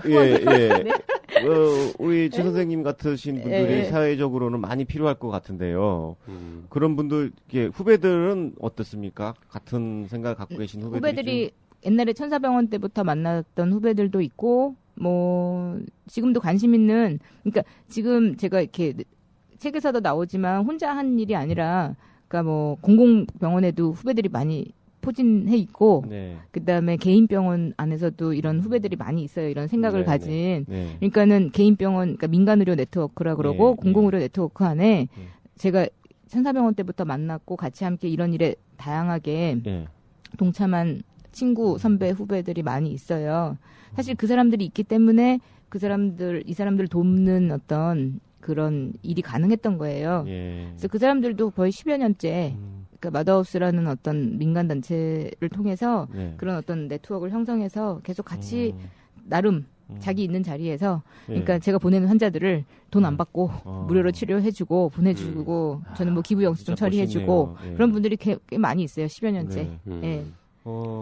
그리고 뭐 돈으로 좀 후원금, 기부금 내고 이런 분들도 네, 많이 좀 있어요. 있으시죠? 돈보다는 일단 무료로 치료해주는 것도 그것도 일종의 기부를 하신 네네. 거잖아요. 그렇게 네. 해주시는 분들이 많이 있고 뭐 사실 뭐 지금 특별히 그 돈이 많이 필요한 게 아니기 때문에 뭐 본인이 인건비를 별로 안 받으니까 돈이 필요가 없는 아니 뭐 네, 예전에 네, 텔레비 네. 떠들썩했는데 네. 겉으로는 NGO 하면 속으로는 돈 많이 그러니까요. 챙기고 그런 사람들도 있는데. 네, 그런 사람들이 이렇게 진짜 최 선생님처럼 열심히 하시는 분들 욕 먹이고 있는 거거든요. 근데 정말 안타까운 네. 게 비슷한 맥락에서 최영하 선생님처럼 이렇게 훌륭한 일 하는 의사들이 예. 참 많은데 그분들은 다 숨어 있어가지고 신문에 잘 안 나고 그러네요. 되게 무슨 이상한 짓 그렇죠. 해가지고는 주로 강남에 강남에 뭐 아니면 TV에 이런 데서 예. 이상한 짓 해서 엉뚱하게 돈 벌고 뭐 세금 안 내고 이런 사람들만 자꾸 신문에 나니까 의사들에 일반 대한 국민들은 의사들이 다 나쁜 놈인 줄 아는 거죠. 아니에요. 숨어서 네. 자기 자리에서 환자들 무료로 잘 봐주시고 네. 그러니까 꽤 많아요. 그런 그러니까요. 선생님들이 많은 걸 굉장히 저는 많아요. 아는데 예, 예. 국민들이 예. 너무 모르시는 것 같아서 좀 너무 좋은데 말할 수가 없네. 뭐 이거랑 똑같은 그러니까 거네. 참 예. 좋은데 참 뭐라고 좋은 분들 많은데 참 말할 수가 없어요. 뭐 외람된 질문인데요. 이렇게 이제 본인의 힘 갖고 이 사회를 변혁시키기에는 한계가 있으실 수도 있고 그러면 변화시키려는 마음은 없어요. 그냥 저만 잘 살면 돼요. 보통 이러시다 피곤해요. 보면은 뭐 국회의원도 되시고 막 그러시던데 뭐 그런 생각은 없으신 건가요? 주위에 국회의원들을 많이 만났고 예. 그러니까는 정치하시는 분들을 많이 만났는데 참 사는 게 힘들 것 같다는 생각이 왜 만나셨어요, 정치하는 아니 분들은? 이런 그 노숙인에 대해서 무슨 노숙인 질병에 대해서 얘기하라고 네. 무슨 회의에 그런 데 노숙인 불려다니시는구나. 결핵에 대해서 이렇게 얘기하는 회의가 있어가지고 그런 결핵에 대해서 회의에 대해서 얘기하려고 한번 가서 얘기한 적이 있었어요. 그래서 그냥 봤는데 참 사는 게 힘들겠다는 생각이 들었어요. 그래요. 자, 저희 이 책 제목은 질병과 가난한 삶, 그리고 제목 밑에 이렇게 적혀 있습니다. 노숙인을 치료하는 길 위의 의사, 14년의 연구 기록, 이렇게 적혀 있습니다. 우리 길 위의 의사 최영하 선생님하고 지금 얘기를 좀 나눠봤는데요. 참 반성합니다. 일단 저부터도 그냥 저의 개인의 안위를 주로 생각하면서 살고 있는데. 아니에요. 박쌤도 또 열심히 사회를 해서, 위해서. 예, 여기 청년의사 기념 의료를 수많은 위해서. 식구들 먹여 살리고 계시고 좋은 일 하고 계십니다. 좋은 일은 뭐 요만큼 하루에 한 5분 하고요. 나머지 뭐 시간은 다 저를 위해서 살고 있는데. 저도 저를 위해서 하고 있는데. 그래요? 네, 하여튼 네. 저는 어쨌든 이 책을 아무도 이 출판사에서 딴 데서는 아마 안 내줄 텐데 우리가 낸 것으로 일단 좋은 일을 했다고 저 생각하고요. 책의 뒷면에 이렇게 적혀 있습니다. 결국 삶이 바뀌어야 질병이 조절된다. 네. 그리고 이 책을 통해 가난하고 병든 사람들을 향한 세상의 왜곡된 시선이 변화하길 진심으로 바란다. 가난과 질병으로 인한 이 모든 고통들이 한 개인의 책임만은 아니라는 것을 이야기하고 싶었다. 뭐 이런 식의 이제 이야기들이 머리말 중에 있는 내용들의 일부가 뒷표지에도 적혀 있습니다. 얇고요. 읽다 보면 저처럼 반성하게 됩니다. 네. 네. 많은 의사 선생님들, 뭐 저도 한번 읽어봐야 될 것 같고 네, 그리고 사회 사업하시는 사회복지 하시는 분들 필독하셔야겠는데요. 그리고 정치, 행정 이런 거 뭔가 좀 나라와 사회에 관련된 일을 하는 복지. 예. 그런 예산 줄여야 분들 된다고. 자, 그런 자꾸 이렇게 정치적인 얘기만 하시지 말고 일단 좀 공부를 해야 뭐가 문제인지를 좀 알아야 좀 고칠 수 있지 않겠습니까? 제가 알기로 노숙인에 관련된 책을 의사가 쓴 거는 이게 아마 세계 최초가 아니겠습니까? 네? 네. 노숙인에 관한 책이 많이 있겠죠, 외국에서. 논문들도 논문들은 있고, 짧게 논문도 있죠. 있고, 뭐 네. 책도 있고 한데, 그 다 그 복지나 무슨 사회 탈복지. 네. 관련 책이지, 의사가 노숙인에 대해서 책을 쓴 건 모르긴 해도 아마 세계 최초일 거예요. 네. 훌륭한 일을 하신 겁니다. 최영하 선생님, 앞으로도, 죄송하지만 하여튼 앞으로도 계속 고생해 주십시다. 네, 네. 그렇게 부탁을 드리고요. 저희들도 그렇고, 우리 청취자분들 중에도, 선생님의 이 활동에 좀 감동 내지는 영향을 받아서 어떤 식으로든지 관심을 가지고 또 도움 주는 분들이 더 많이 늘어날 것이라고 기대를 해봅니다. 네, 저는 오랜만에 히구라에서 정말 존경할 만한 또 예, 초청 또 인사가 오실진 처음이었습니다. 처음. 그러게 예. 훈훈하고 우리 아주 훈훈합니다. 네. 예. 예, 자, 구정이 다가오는데요. 그러니까요. 정말 훈훈합니다. 설날 특집이었나요, 우리? 네. 자, 최영하 선생님 끝으로 뭐 우리 청취자분들에게 혹은 뭐 의료인들에게 딱 한마디만 더 하겠다 그러면 어떤 말씀 해주시겠습니까? 일단 환자를 만나면 환자가 저희를 변화시켜요. 그러니까 싫어도 그러니까 공공의료나 이런 데 계신 친구들 보니까 후배들도 보니까 그 환자가 참 환자를 보는 게 괴로운데 그 사람들과 관계를 맺다 보면 그분들이 우리에 되게 많은 영향력을 주고 많은 변화를 주게 하는 것 같아요. 그러니까 어차피 의사로 살다 보면 계속 그 사람들을 피할 수는 없잖아요. 네. 그러니까 가능하면 가난한 사람들, 좀 말 안 통하는 사람들, 힘든 사람들, 돈이 안 되는 사람들을 의료인으로서 어떤 형태로든 직업으로 만나면 더 좋고 공공병원이나 네. 이런 데서 직업적으로 계속 만나면 더 좋고 좀 만나셨으면 좋겠어요. 그러다 보면 저희가 오랫동안 하다 보면 우리 자신들이 변하지 않을까 생각이 들어요. 네, 감사합니다. 자, 오늘 이슈 내망현 여기까지 하겠습니다. 바쁘신 와중에도 저희 히구라 찾아오셔서 긴 시간 동안 좋은 말씀 해주신 최영하 선생님께 감사드립니다. 고맙습니다. 네, 감사합니다. 안녕히 계세요. 네. 딱딱하고 골치 아픈 주제임에도 추리소설을 읽듯 재미있다. 중앙일보. 박근혜 대통령에게 당장 개념 의료를 정독할 것을 권한다. 프레시안.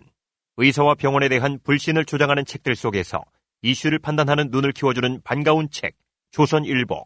우리나라 보건의료의 현주소를 보여주는데 적절할 뿐더러 부족함이 없다. 오마이뉴스. 교양 시민을 위한 개념 있는 의료 이야기. 더 건강한 대한민국을 위해 우리 모두가 알아야 할 불편한 진실. 정치 사회 분야 베스트셀러 개념 의료. 온라인 오프라인 서점에서 절찬 판매 중.